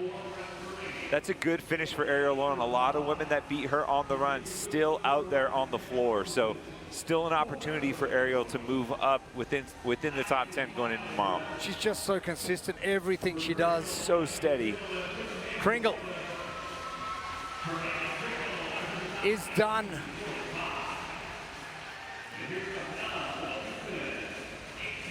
Wilkinson is in as well. And a big shake-up on this leaderboard from day 1 of competition. I can't wait to see a final result, to be honest. Like, that was a big workout. It's going to change a lot on the leaderboard. But how does that work between having a single modality like a run, and then we do a 20-minute cardio-based endurance workout to finish off day 1?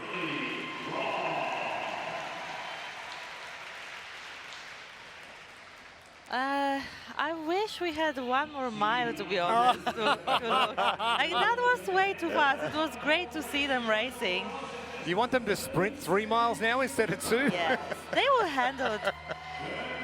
I think you can count on one hand the amount of people in this building that probably looked at that and went, you know what, let's just add another mile. Just sprinkle that back on there. I think we need more miles. Sydney Wells battling that clock. She's going to have to move. And she did it. Done, Laura Horvath. Stuck with 37 reps to go. You know what? I'm going to say Laura Horvath got through 97 handstand push-ups there. I think that's a win.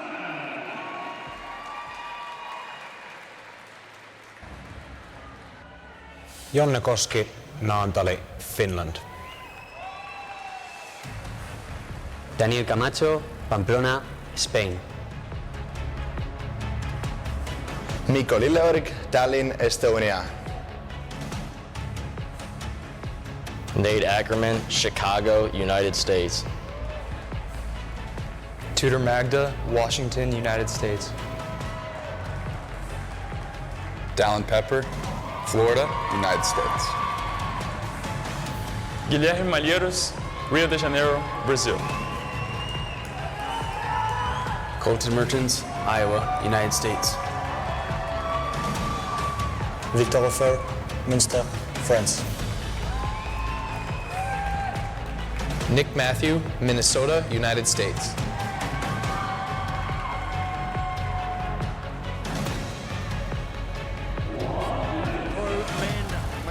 Onto the competition floor, Elena Simons for our first heats.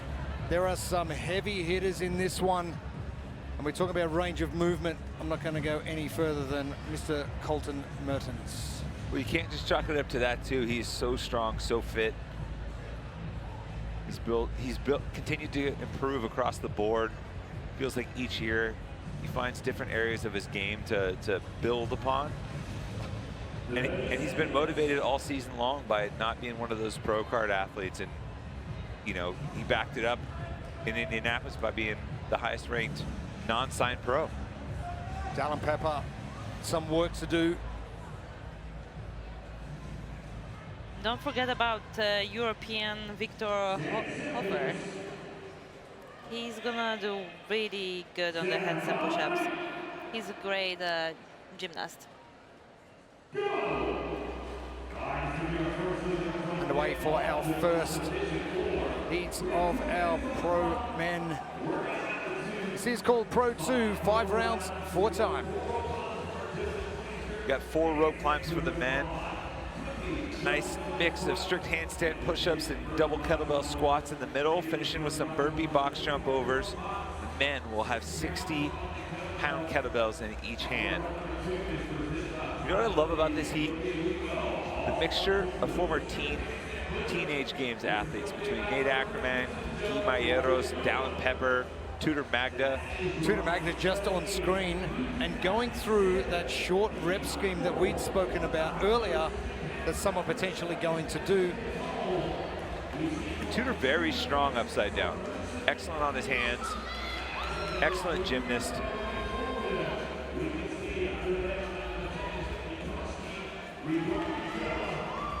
It's going to be a great battle between Mertens and Hofer and the blueprints, all thanks to pliability. Yeah, you're going to see some athletes really try, or at least I think some successful athletes really try to push the pace in terms of squatting to reduce the fatigue of those kettlebells on the shoulders. And then for the athletes that aren't necessarily just going to breeze through these handstand push-ups, check the ego at the door and make sure you have multiple rep schemes in mind in case you need to adjust for fatigue. I like that. Synchronized squatting from Hofer and Mertens goes, you know what, I'm just going to jog to the box just to let you know that I'm just going to get in front by him half a meter or so. Yeah. Synchronizing burpees as well. Let's see if they can keep it up for 5 rounds. This is interesting, having the two, guys out in front, right next to each other in each lane. Gabby, if you had been in that scenario where maybe it pulls you into a pace that you maybe don't want to keep or weren't expecting just because of the proximity? It's great to be in a situation like that in a very short workout because it's the race from the beginning and there's not a lot of pacing. But in this type of workout, it can be a bit tricky. Like, you might get into trouble if you're going to go fast and race too early. We just saw new father, Joona Koski. Congratulations to him. And mom, Amelia, back home in Finland.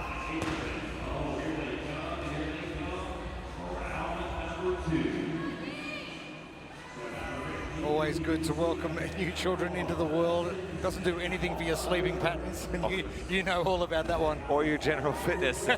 But you know what? You wouldn't change it for the world. No doubt. And Joona can celebrate that moment and hop on a plane over here to go to work and have a little something extra that he's competing for.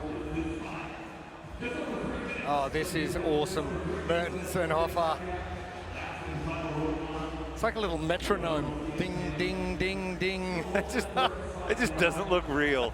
He just went for an unbroken set.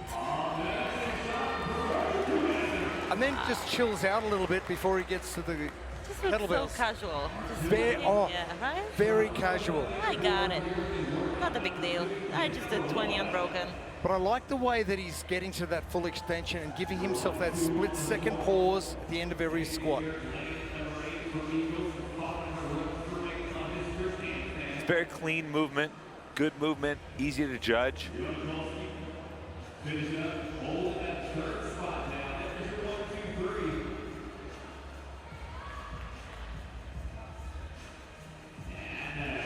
They're being joined on the squats by Mikko Liljeorg, someone to keep your eye on as we get closer to tomorrow with that heavy clean in the mix. And good to see Joona mixing it up as well. Your leader, Colton Mertens, 170 reps remaining. Often not too far behind. Joona Koski, Mikko Liljeorg, Danica Mancho. Our top 5. Be interesting to see how Joona holds on for this test, because he didn't have the performance that you would expect from him in the run. He's traditionally very good as a runner, but sometimes when you're battling jet lag, fatigue, and stuff like that, getting something like that under your belt almost kind of shakes the cobwebs out of it. Mertens complete with 2 rounds. 5 minutes on the clock. This is fast.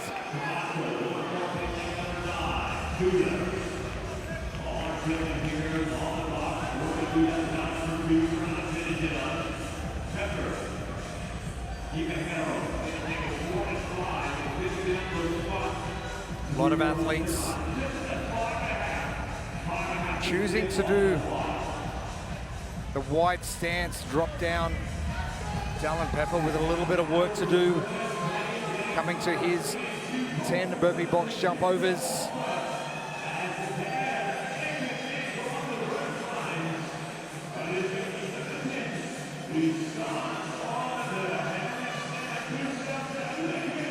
Yeah, speaking it down a little bit before this, you know, he knew that this first day was going to be a little bit of an uphill battle for him. Just, I'm sure that days 2 and 3 are not going to be. No, and, you know, there's some high power output, high, you know, power endurance type tests in the next couple of days, but just got to work his way through that. You know, down as far as like being as young as he is, he's got as much experience as a lot of athletes in this field, having won 3 titles in the teenage division. So he knows. He even told me like it's going to be short sets from the outset on these handstand push-ups and just try and mitigate the damage. Man who's not doing short sets is the man on screen, Colton Mertens, who just seems to be getting better and better.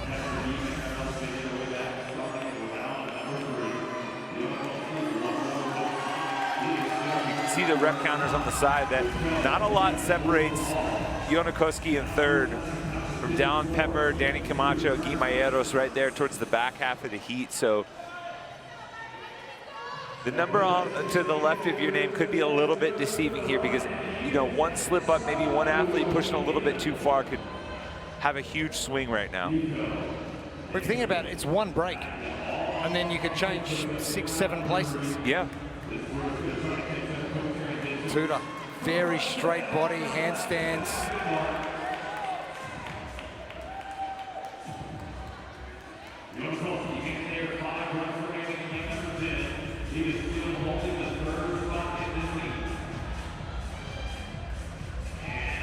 Mertens continues, bottom of screen. Victor Hoffer in hot pursuits, but Mertens, 3 rounds in 7:43. A little bit slower than his first 2 rounds. We're going to use slower, relatively speaking, because he is still flying, and right now it's hard to imagine someone, especially with the emphasis on the strict handstand push-ups and the pace that he's maintained, to see someone keeping pace with, at least on that particular movement.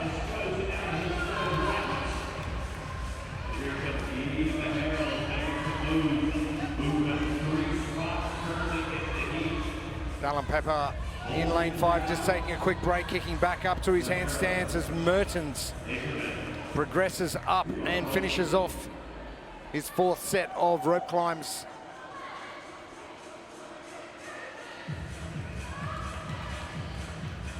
The metronome gets back to work.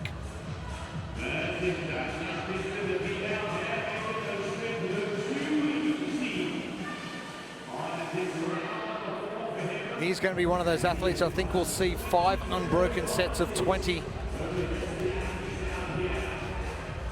So Gabby, if you do 4 sets unbroken, do you just go for that 5th set unbroken just because?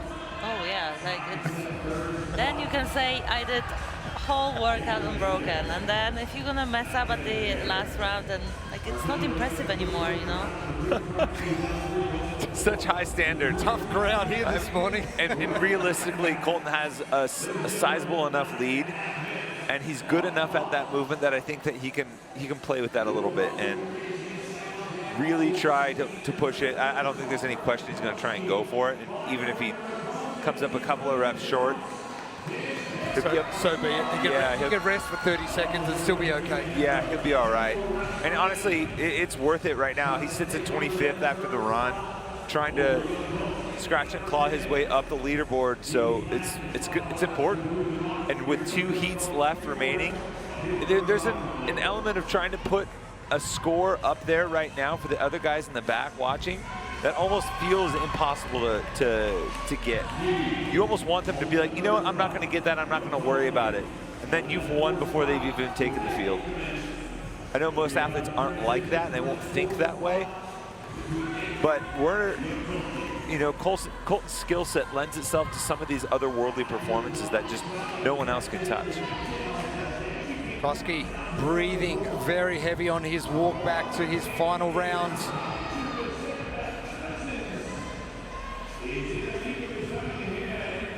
Apologies, back for round 4. Heros. Saw him recently at the Torian Pro down in Australia, and didn't he set the country on fire? And I mean, he's gonna set this arena on fire tomorrow with the max clean. I've talked to him a few times about this, and I'm like, so what's your top end number here? And he goes, I haven't really fully maxed out because I've always just lifted as much as I needed it to. Well, he doesn't have a choice tomorrow. No, he doesn't. Got to go.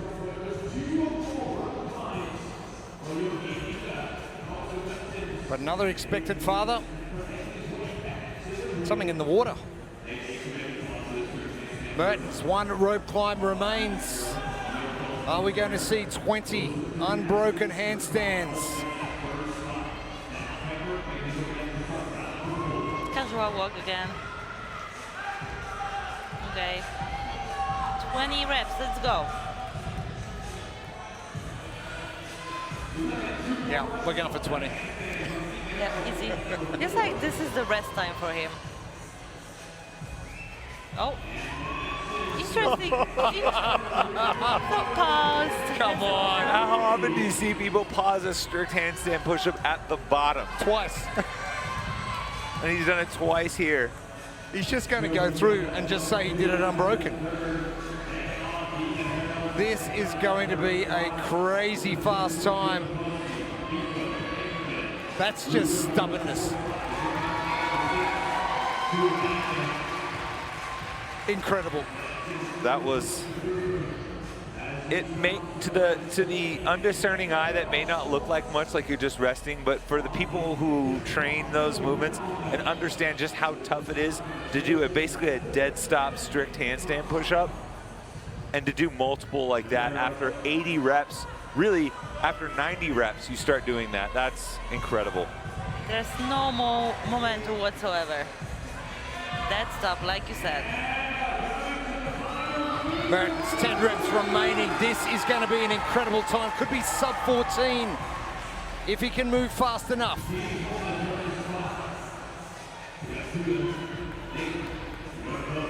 And the synchronization with Victor Hoffer in the early rounds. Mertens has left everybody else for dust.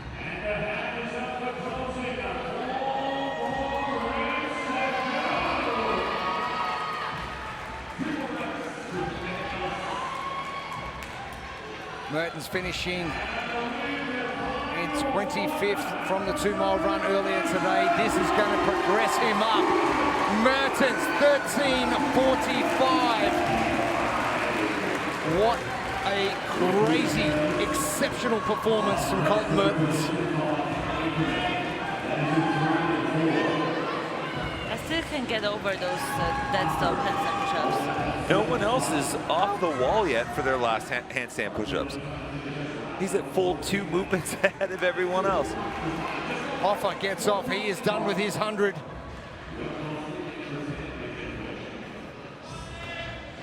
Next best, Guillermo Heros, who's another 20 reps behind Victor Hoffer. This separation is crazy.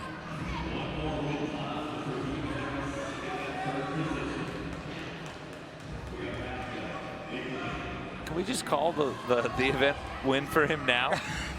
I just don't know if there's anyone else in the field that can do what we've just seen. Yeah.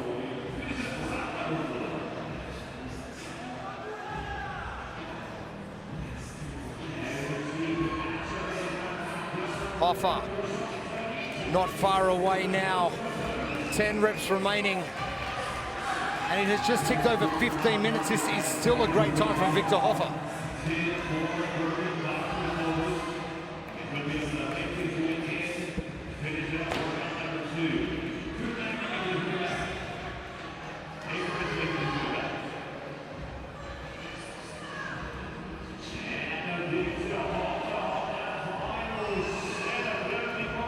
Liliorg, Ackerman pass each other. This has been grueling for some athletes. For others, like Colton Mertens, a walk in the park.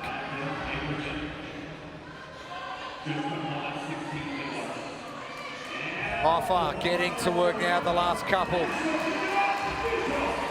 It'll still have a 15 beside his name.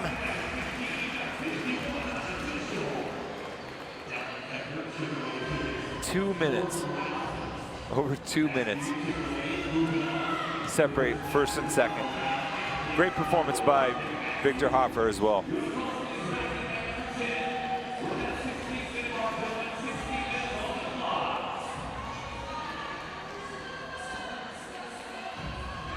Guy putting a big separator between himself and the rest of the pack as he progresses to his kettlebell squats. This is a good performance for Guy. I mean, typically the longer time domain type tests aren't his forte. I mean, across his elite competitive career, he's just been a walking fast twitch muscle.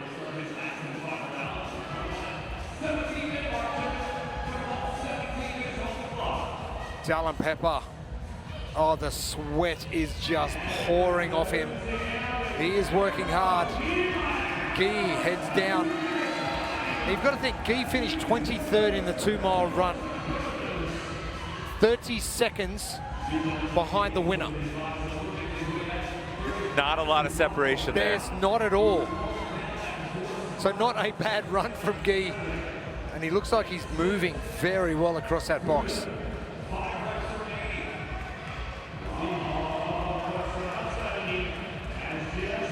I'm loving the bounce off the floor, Gabby. We've seen this from a number of athletes.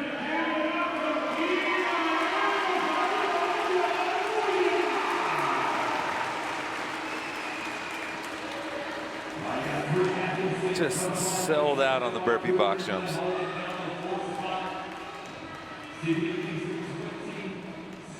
Now, is this something you're going to go back and try and replicate?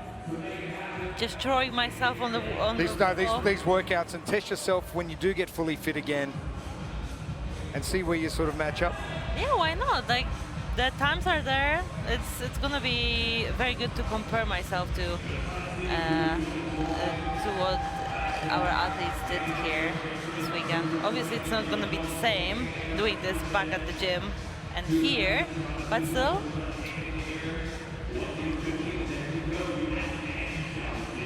To Magda, not far away. Final 2 reps. Nate Ackerman comes to join him on the far right of your screen.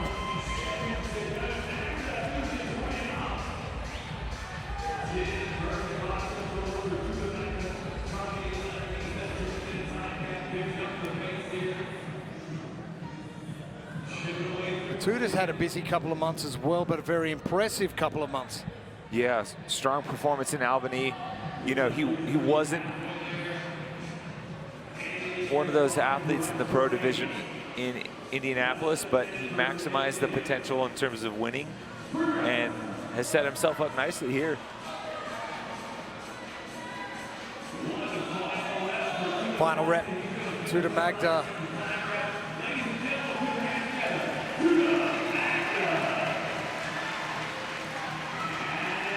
I like how some athletes go across the finish line and keep going a few meters. Some hit the finish line and they're down. You don't get paid for those extra steps. Ackerman will be your next finished if he can get the last 5 reps done in the next 14 seconds. Oh, the yellow lights are on. 2 to go. Nate Ackerman, he's gonna run out of time. And no rep on the last one for Nate Ackerman. 1 rep shorts. But Mertens finishing 6.5 minutes ago. What? If there was ever any doubt.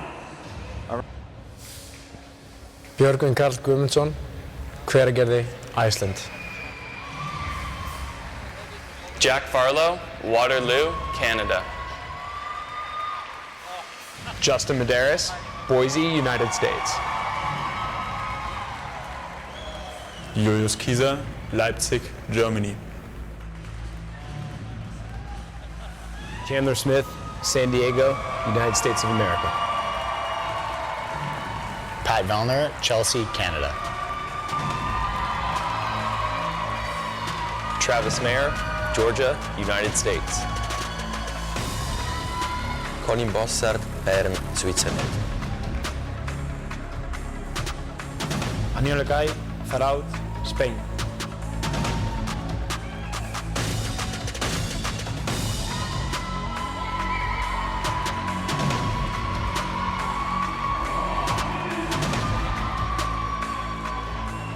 Our second heat onto the competition floor. Our men, our lane assignments for them. 2 of our older heads, Travis Mayer and Justin Medeiros. Travis Mayer out of Atlanta, training think tank. Super Dad. What can't he do? Have you seen his lawn? Beautiful. Oh. Picturesque. It's epic. I want to mow his lawn.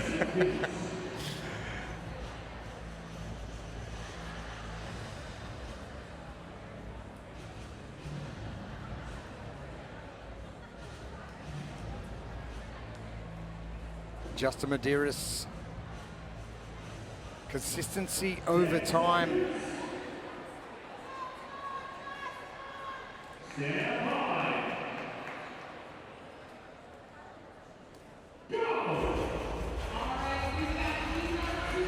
As we get started with our second of our pro men's heats. Travis Mayer, very clinical, deliberate with those rope climbs to start things off. We thought there might have been some strategy around that with handstands, I didn't expect to see that, but let's get to Pro 2, our second workout of day one of competition presented by Pliability.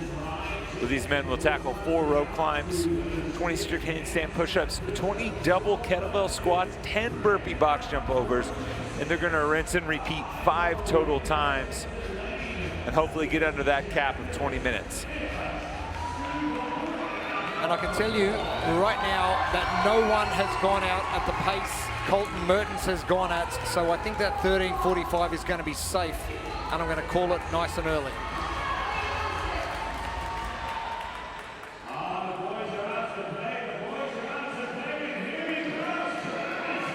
How to strategize best. This is the blueprint presented by Pliability. Well, you're gonna have to squat fast to try and reduce the impact of those heavy kettlebells on the shoulders, especially with so much other shoulder work elsewhere in this test. And for the athletes that maybe aren't gonna be the best at the handstand push-ups, you can maximize your performance by stripping yourself of your ego and being able to do smaller sets than you're probably used to. Noah Olsen first off. We talk about internal competitions that go on at competitions. Noah and Chandler, this has got to be one. Yeah, good friends, training together. They're all over at, well, they're all over in that southeastern section with Chandler recently relocating out to Atlanta, and looking like a good friendly bro sesh, you know, to amp things up a bit. And honestly, if there's an athlete in this field, like all praise to Colton, and you know, we joke about no one touching it, but if there's an athlete in this field that can maintain the pace on the strict handstand push-ups, if he's in peak form, it's Noah Olsen. You think back to 2019, his first event win at the games came in Mary with all of those strict handstand push-ups that he was ripping out, out-dueling Matt Fraser. Every open workout with the handstand push-ups, Noah Olsen on the top of the leaderboard. So Medeiros heads back.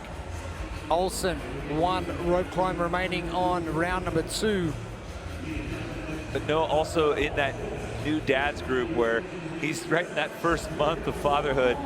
So training prep looks a little bit different.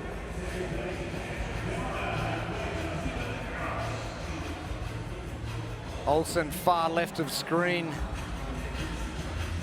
Getting to the wall first.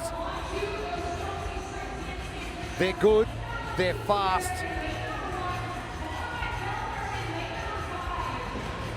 And choosing to break them up.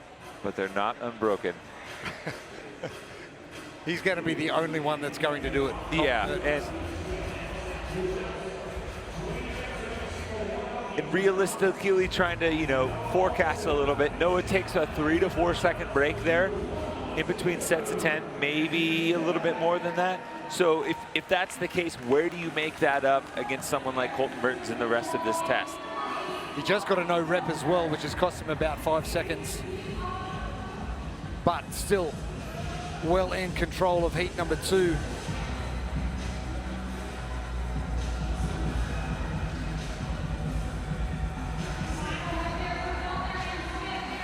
Pat Vellner jumping into second. Just ahead of Chandler Smith.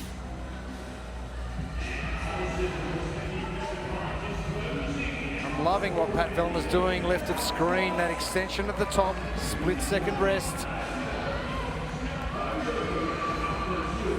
Just taking that pressure off those legs. Pat admittedly didn't have the weekend he wanted in Indianapolis. He was flat out, I came in underprepared and I didn't perform. And hoping to have a little bit of a bounce back. On 11th in Pro 1 in the run this morning. So I'll say 11th is better than he's used to for first events as far as these big competitions are concerned. So not quite the hole he's used to having to dig himself out of. Again, under 30 seconds away from the leader, which is just crazy.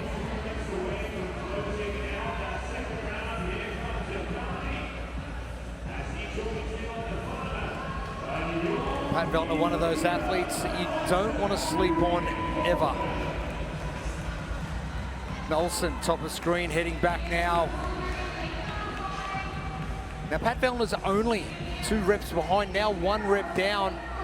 Noah still not at the rope climbs.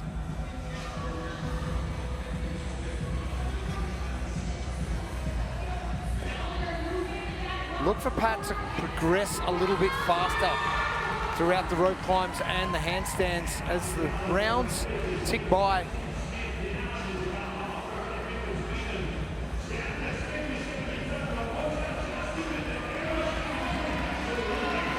Saw fellow Canadian outside, Brent Fikowski, come to chill out and cheer on some of his longtime competitors and friends. There's one guy who I thought would definitely have FOMO. You know, Brent's very intentional. He seems to be at peace with, you know, the moves that he makes in life, and he also they just welcomed their second kid. He's definitely still around, obviously, with the PFAA, and he's very committed to, you know, try and find other ways, not just on the competition floor, to help benefit and improve the sport moving forward. Pat Vellner getting to work. That head position interesting, so he's touching his forehead on the ground, the closest point he can get to. Is that something you strategize prior to the event, or is that something you have to work on as your fatigue kicks in a little bit? No, you have to practice all those little things back at your gym. I mean, everyone is built differently, and you can see a different width of the hands when you feel more comfortable or stronger. So whatever works for you best, you have to figure that out. Hopefully not figuring out too many things as we go along during the workout. Yeah, competition floor maybe is not the best place to figure things out. You never know. But the athletes got the workouts. They knew what they're gonna do a few weeks prior, so they had just enough time to practice all those little cues. Olsen continues. Medeiros jumping into second, just ahead of Pat Vellner. They're both going neck and neck. Chandler Smith coming in. And Travis Mayer not far behind either.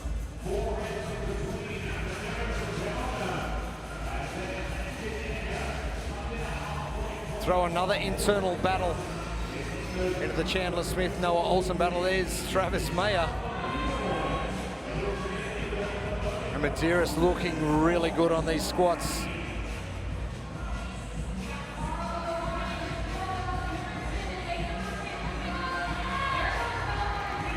Vellner maintaining that second position, but only just. Olsen, final rep on his third round of his burpee box jump overs.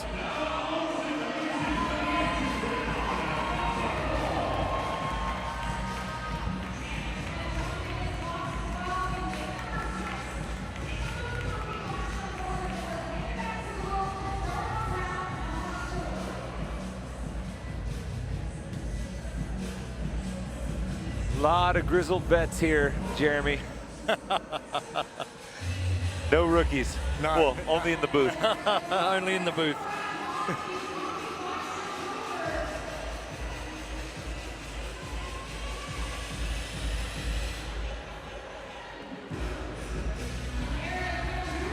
Jack Farlow thereabouts as well. That fifth position.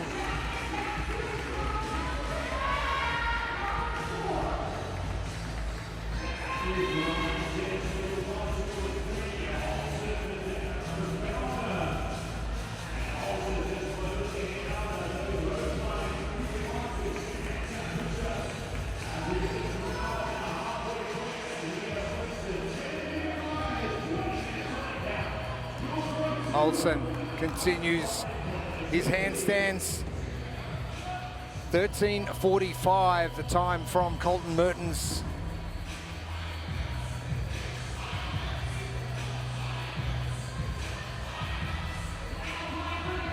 Got Julius Kaiser there in the center of your screen. trying to keep pace, but I mean, look around him. You're a athlete trying to make your way towards the top rungs of the sport. You look left and right. You got Travis Mayer, Pat Vellner, guys with over a decade of experience. Justin Medeiros, who's been competing at regionals since he was right out of the teenage divisions in 2015. You got BKG, 10 years plus years at the games. I mean, there's a half-century plus of CrossFit Games experience. Noah Olsen, one of them too. So you're with some very, very experienced, very talented and accomplished individuals. Check your resume at the door. Yeah, I mean, a lot of young athletes dream of this, being in this position, right? It can be a bit intimidating, what you just said. Just being surrounded with such experienced athletes when you are new. Is that what separates the good from the great, when you can jump onto a floor as a youngster and compete with these experienced athletes and not let them worry what they're doing? Yes, I mean, it's very hard to do. And I just remember from my own experience, my first regionals in 2018, I made so many mistakes because when you are in this very dark place, it's easy to have excuses. And I remember I had, I think on my right, Sarah Singusdottir, on my left, Kristin Holte, and I was kind of like, well, they can be in front of me. They're just such a big athlete, so I can just slow down a little bit. So I think this is something I needed to go through and learn that there's no place to excuse like this. Everyone is just competing to do the best. So.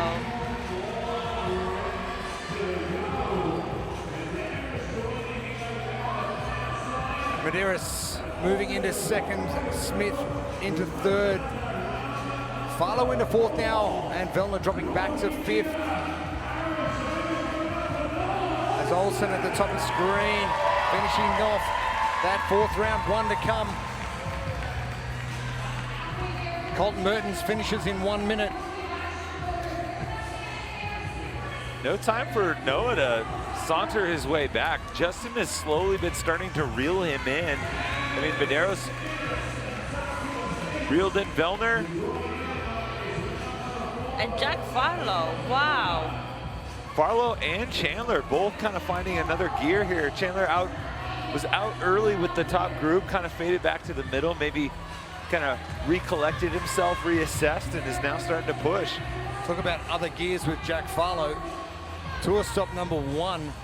He came back with a bang. Oh, he basically forfeited the first event, was like, nah, I don't need this, and then won everything else. Rattled off 4 straight wins in the Challenger division to put his hopes of going to Copenhagen, maybe getting a pro card, you know, back in focus a little bit.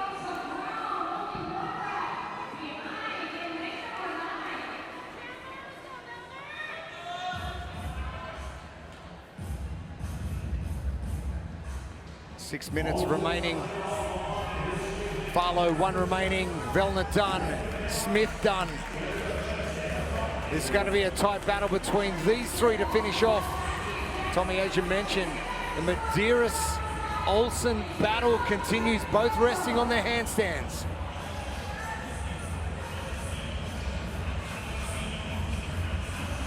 Bit of fatigue now for Noah.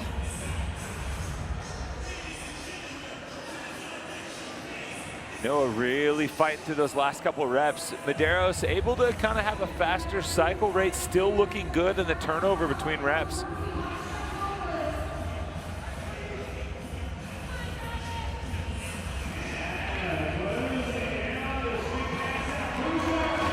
Olsen.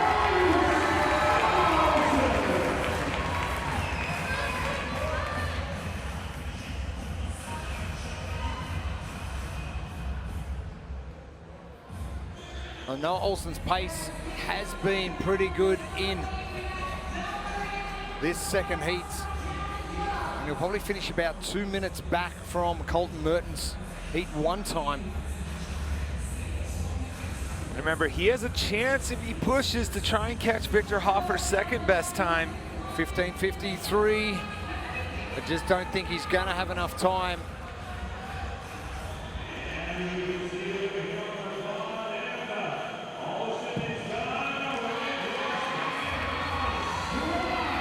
Final 10 reps for Noah Olsen. Victor Hoffer will wrap up second fastest time with one more heat to come following this one. I think Noah has done enough to stay ahead of Medeiros. That battle for third is going to be a tight one. Farlow, Vellner, Smith.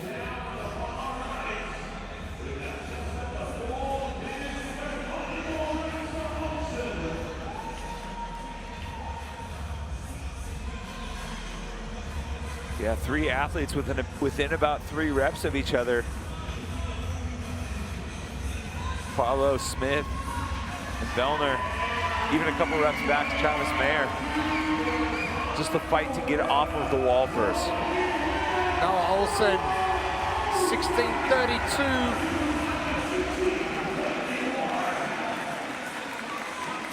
And not sluggish by any stretch.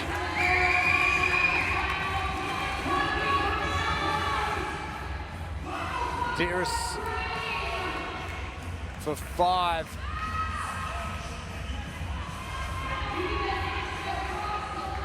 Farlow, Smith, and now Vellner coming to the squats. These last 10 burpee box jumps are going to be quick. Medeiros ticks the box. Good finish from Justin, who's middle of the pack on the run. Hopefully just continues to build the momentum as we get through the rest of the weekend. And I like this race that we got here on the kettlebell squats. Chandler just a couple reps ahead of Farlow. But remember, Chandler Smith, burpee box jump overs. When he really sells it, that background as a wrestler, the sprawl, right back up. He's done plenty of these before. And he just had a quick look over to see what Jack Farlow's first burpee box jump looked like and knows he's got it. Look, if you look at the day one slate, you don't immediately think, hey, this is going to be a middle of the pack finish for Jack Farlow, but an 18th in the run, this could be maybe that or better. And knowing what we have with the high power output, workouts coming up, this is a good finish for Farlow. And Chandler. Good push, Chandler.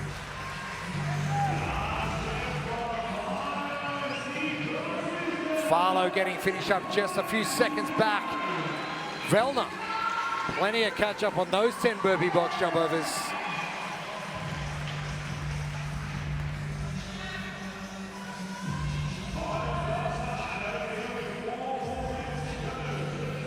BKG just got to the box as well.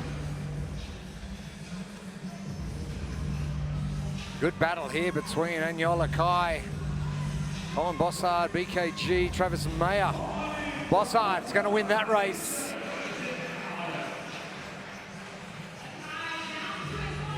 Lane 1 all the way to the right. You can see BK starting to reel in Travis Mayer a little bit.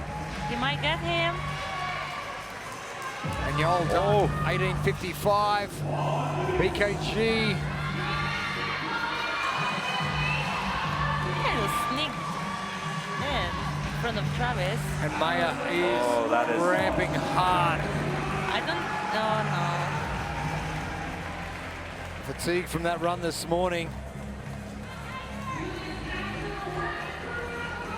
Does that put excess pressure on you when you have got a time frame to recover in? Yeah, I mean, this is so important to do the small things, just enough electrolytes, drink water.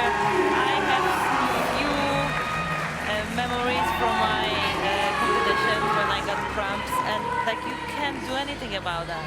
Like you have to learn on those mistakes and try to do better next time.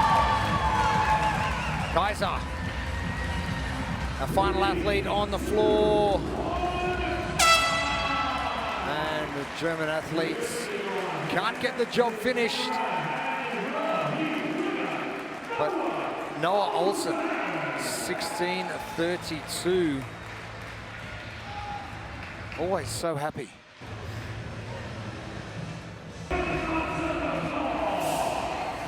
Jason Hopper, Greenville, United States. Ty Jenkins, Branson, United States. Jay Crouch, Melbourne, Australia. James Sprague, Liberty Lake, United States of America. Jelle Hoste, Isenham, Belgium. Ricky Garrett, Wollongong, Australia. Roman Krenikov.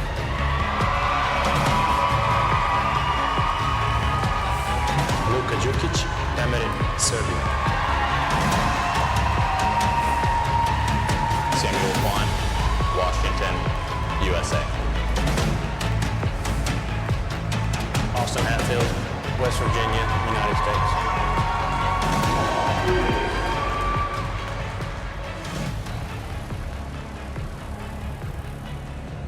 Some big names in the sport hitting the competition floor. Lane number 1, Austin Hatfield, taking the prize. Tour stop 1, Indianapolis. Drop down to lane number 5, Ricky Garrard, second at the games, taking out the 2-mile run ahead of Jelle Hoste and Roman Krenikov. Is this where we see something special from Austin Hatfield? Ooh, I think it'd be a good opportunity for him to really make a push. I know sitting in 9th after the run, wants to really close the gap. He's got some good tests ahead of him still, but just with the own confidence, you know.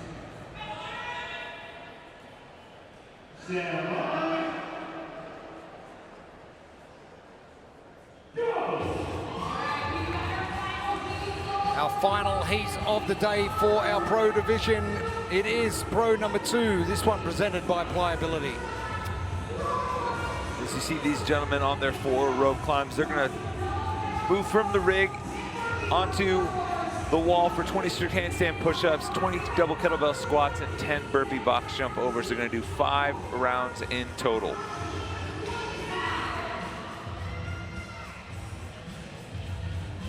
Our best to strategize this, go ask Colton Mertens. He knows exactly how to do it, and he must have followed your blueprint to the T. Well, I mean, he's definitely squatting fast, reducing the fatigue on the shoulders so that he could go unbroken in the handstand push-ups. But just in case you're not Colton Mertens, which last I checked that he's 1 of 1, you're gonna have to kind of put the ego in the rear view and hopefully have a plan for multiple rep schemes for these strict handstand push-ups in case they start to go away. Hatfield off on the squats in lane number 1, closely followed by Ricky Garrard and Jay Crouch. I'm not going to lie, it's great to see the 2 Aussies out in front early in this second workout of our first day of competition here at the World Fitness Project. Tour stop number 2 from Mesa, Arizona. Hatfield's composed. We saw the composure of tour stop 1. It got him the win. And Jay Crouch, we know he's going to do well with these handstands. He said yesterday potentially he's going to go 2 sets unbroken and then do some negative split sets all the way through. Yeah, and that will certainly get you in the top half of the leaderboard for this event, assuming that everything else holds strong. And I think that's what was most impressive from Austin, is being in that scenario in Indianapolis where you're in the hunt, you're surrounded by, you know, men with the highest of pedigrees in the sport, and you saw uncharacteristic mistakes from other athletes around him, and he just stayed calm and steady amidst all of it and able to pull out the win. Austin Hatfield having a good looking down the field. Jay Crouch jumping straight into second. Ricky Garrard not too far behind in third, but Hatfield off and moving fast, getting 1 rope climb. It's going to be 2 before Jay Crouch, Ricky Garrard get back.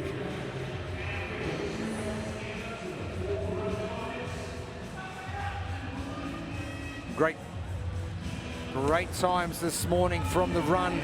Ricky Garrard winning in 10:48s. Jelle Hoste in 10:52 and Roman Krenikov in 11:02. And from 6th right through to 11th, and that includes Pat Vellner. James Sprague. Only a few seconds in it. James Sprague, you know, on screen right now, I think has really continued to impress and really remove any doubt from some people's minds about his performance at the games a couple years ago when he won, and obviously there's, you know, not the full field. To come back and have another strong performance, and even if you look at what he did in Wadapalooza, some of the movements that have traditionally hurt him in the past, he started to excel and win events with them in Wadapalooza, strict handstand push-ups involving one of them, and I think that really showcased the next iteration of James Sprague and his abilities as a high-level athlete. So I've got to throw a word at you. Evolve? Yeah. He's evolving. Absolutely. I think he, and we have been able to see that from the teenage division to, you know, being at semifinals for the first time a few years ago at West Coast Classic, seeing him hit failure in dramatic fashion, to breaking through at the games and then also be able to have success very quickly. Hatfield leading.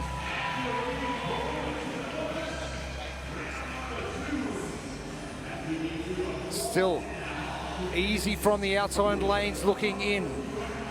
Jake Crouch, fiance Maddie Sturt pulling out. Is this the sort of thing that would affect a performance if your partner is competing and then pulls out due to injury when you're trying to stay focused on your job? Well, definitely it has some kind of effect. I mean, it's very personal and it can be the same for everyone, but I think I would be affected, definitely. Especially they compete at every competition basically together, so that's something different now. Hatfield finishing up and heading back. 2 rounds completes. Crouch continues. Jake Crouch's burpee box jump overs.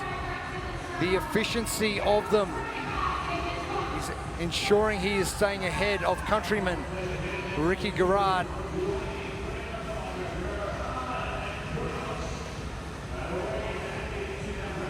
Almost a straight leg jump from Jake Crouch. Yeah, opting not to go into that squat, that kind of gives a little bit of insight to the status of his legs right now after that run. Well, you want to minimize fatigue at every point in every workout, correct? Yeah, that's the goal. That's the goal. That's the goal. This is news to me. Some athletes choosing to go through the full range of squatting movement over the box and staying low. Jake Crouch choosing the opposite. And I notice he's doing something extra as well. On the next round, you should notice that he's jumping up and doing extra step on top of the box and then jumping down, not stepping down. I feel like it just gets you in the rhythm with like getting into the burpee position, if that makes sense. Hatfield, no trouble with set 3 of the handstand push-ups. Let's wipe out Colton Merton's time to beat of 13:45, and we'll get to the next best time of 15:53 from Victor Hoffer.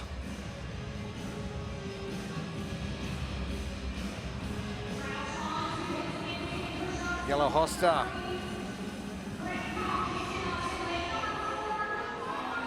Struggled in the back 20 meters of the 2-mile run this morning. But G toiled well with Ricky. And this is going to be a damage control event for Yellow from the outset. And someone to always keep an eye on, Sam Quant.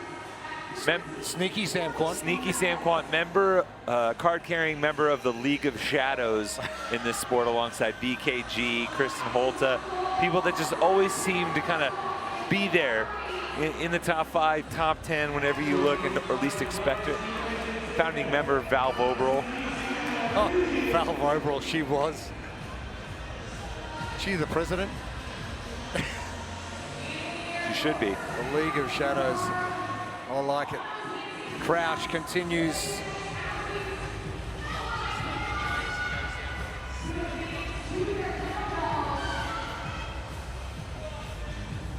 Hatfield far left, your leader, finishing up. Third round done, 2 remaining. Jay Crouch making his way to the box. Krenikov making a move into third, just ahead of Sam Quant, and now pulling ahead of Ricky Garrard.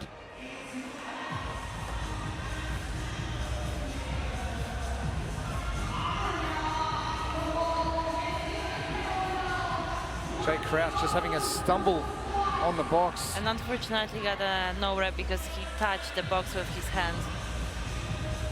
See Jason Hopper, the reigning fittest man on earth. Gonna have to do a little damage control here as well. The strict handstand push-ups in high volume. Just something he's worked on over the years. You remember when he broke through in 2021? The one kind of, oof, maybe he needs to work on that. Coming out of the MAC was strict handstand push-ups, but they had a short rep range there, so he was able to kind of mask it a bit. But admittedly, that was something he really had to work on. So 100 is certainly a good litmus test. Jay Crouch has taken a bit of a hit here on this set of burpee box jump overs, enabling Roman Krenikov, Sam Quant, Ricky Garrard to catch up. That no rep has been costly. Still 2 rounds remaining.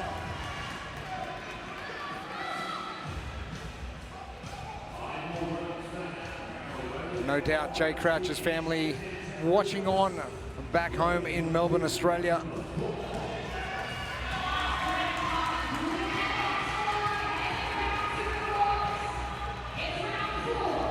Nice and early in the morning on Saturday. As Hatfield continues, he has been dominant. Yeah, and he kind of has the benefit of being all the way over in that first lane too.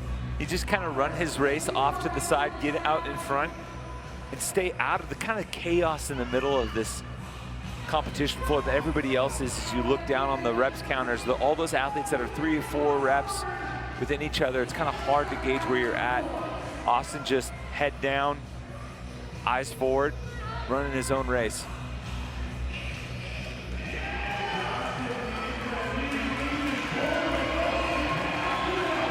Well, we saw that from Danny Spiegel from heat 1 of the women. She was all the way down here in lane 10.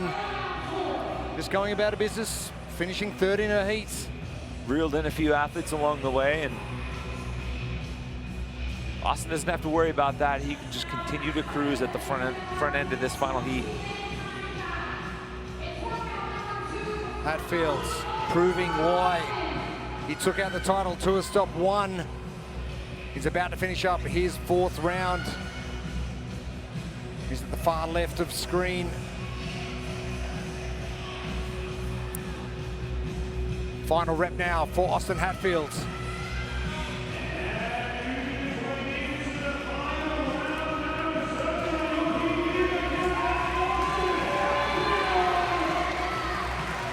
Not Colton Mertens fast, but still fast. Yeah, about 2 minutes to go until the time to beat from Colton. That looks like it's out of reach, but now you kind of have to reassess because you're about 4 minutes away from Victor Hoffer. That's certainly within grasp and good enough motivation to keep the foot on the gas here. Jay Crouch still got that 15:53 in his sights as well. He's going to have to hustle here, especially through the last set of burpees, just to keep on pace here. He's below that 3 minutes around pace right now.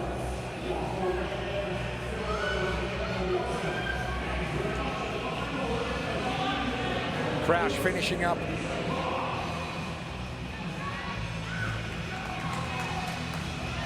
Sam Quant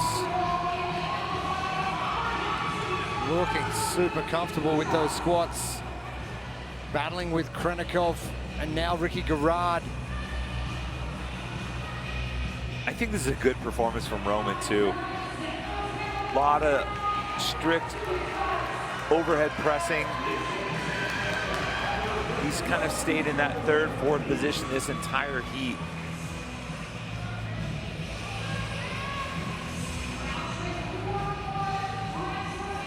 Crouch at the far right in the black. Krenikov now center of screen. That's a big frame to be moving. James Sprague falling behind just a touch.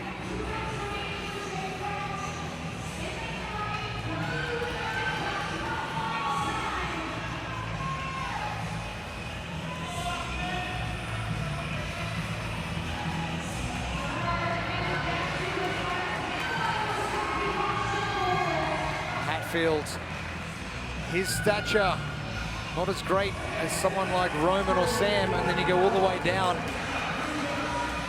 James Sprague, Luka Djukic, and Yellow Hosta, who've got some big frames as well. Mixture of athletes battling through. Pro 2, it is our second workout, day 1 of competition. If Roman's able to hold this position, he might walk away as the overall leader heading into day 2.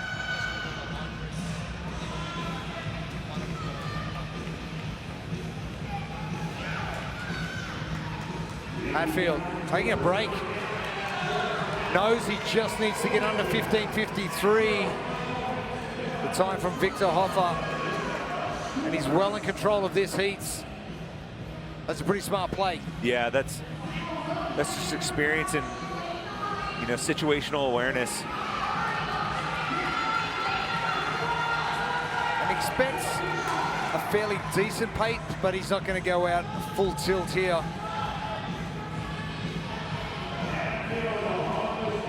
Yeah, pretty steady, not like full stomp the gas. Save a little bit of that energy. Cruise into a second place finish in this workout and set yourself up nicely for the weekend. Hatfield, a few remaining. Hatfield almost lapping James Sprague.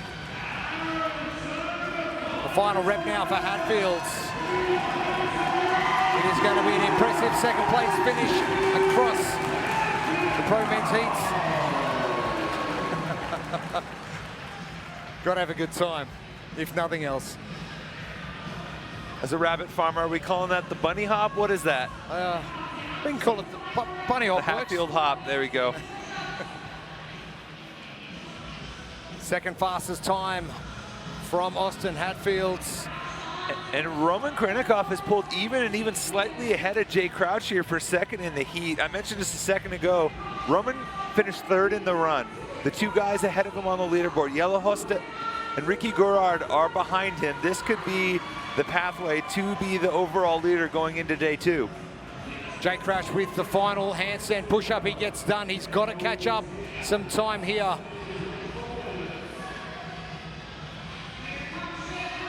For some athletes, I have seen a whole lot of new fatigue creep in that I haven't seen before, and some have just breezed through this.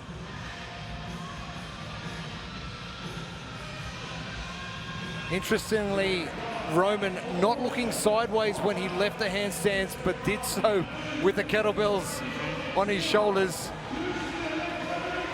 Roman, this is going to be a great result from him after finishing third in Pro 1. The 2-mile sprint earlier today coming in just over 11 minutes.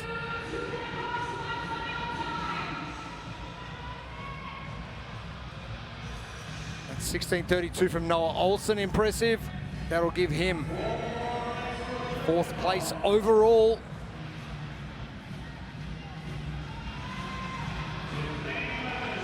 And there's no chance of Jay Crouch catching Roman Krenikov. So Krenikov could find himself in the lead.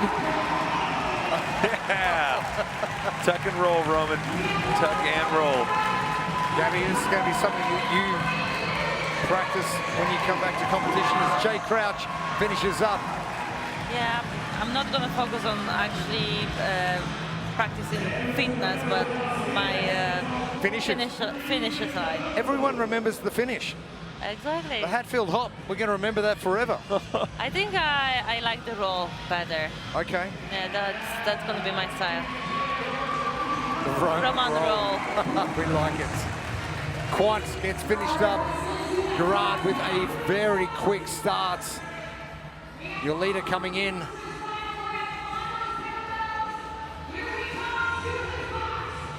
Ricky will end up in that top 5 coming into day 2 of competition. Jason Hopper joining Ricky, only a few reps behind. This is a good acceleration from Jason Hopper. And Ricky took a peek on the about 6 reps in. He got a good look at where Hopper was, saw that the hand wasn't up yet.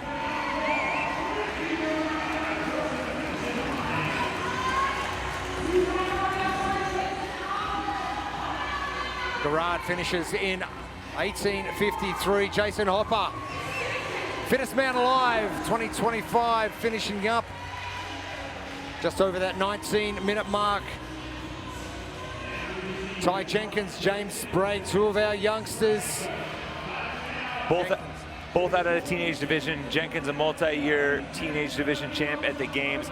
Probably had a little bit different competition lead up than just about anyone here. Last weekend, he was at the age group games as an MC on the floor, rocking the mic out in Columbus.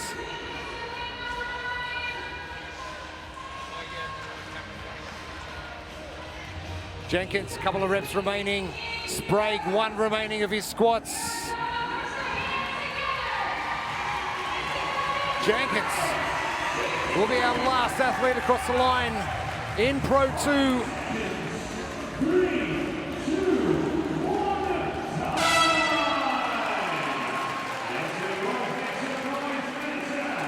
Three of our tallest athletes, Sprague, Jukic, and Hosta, unable to get that one done. Performance, Hatfield. We were waiting. We just had to wait one more workout and we got it. And he's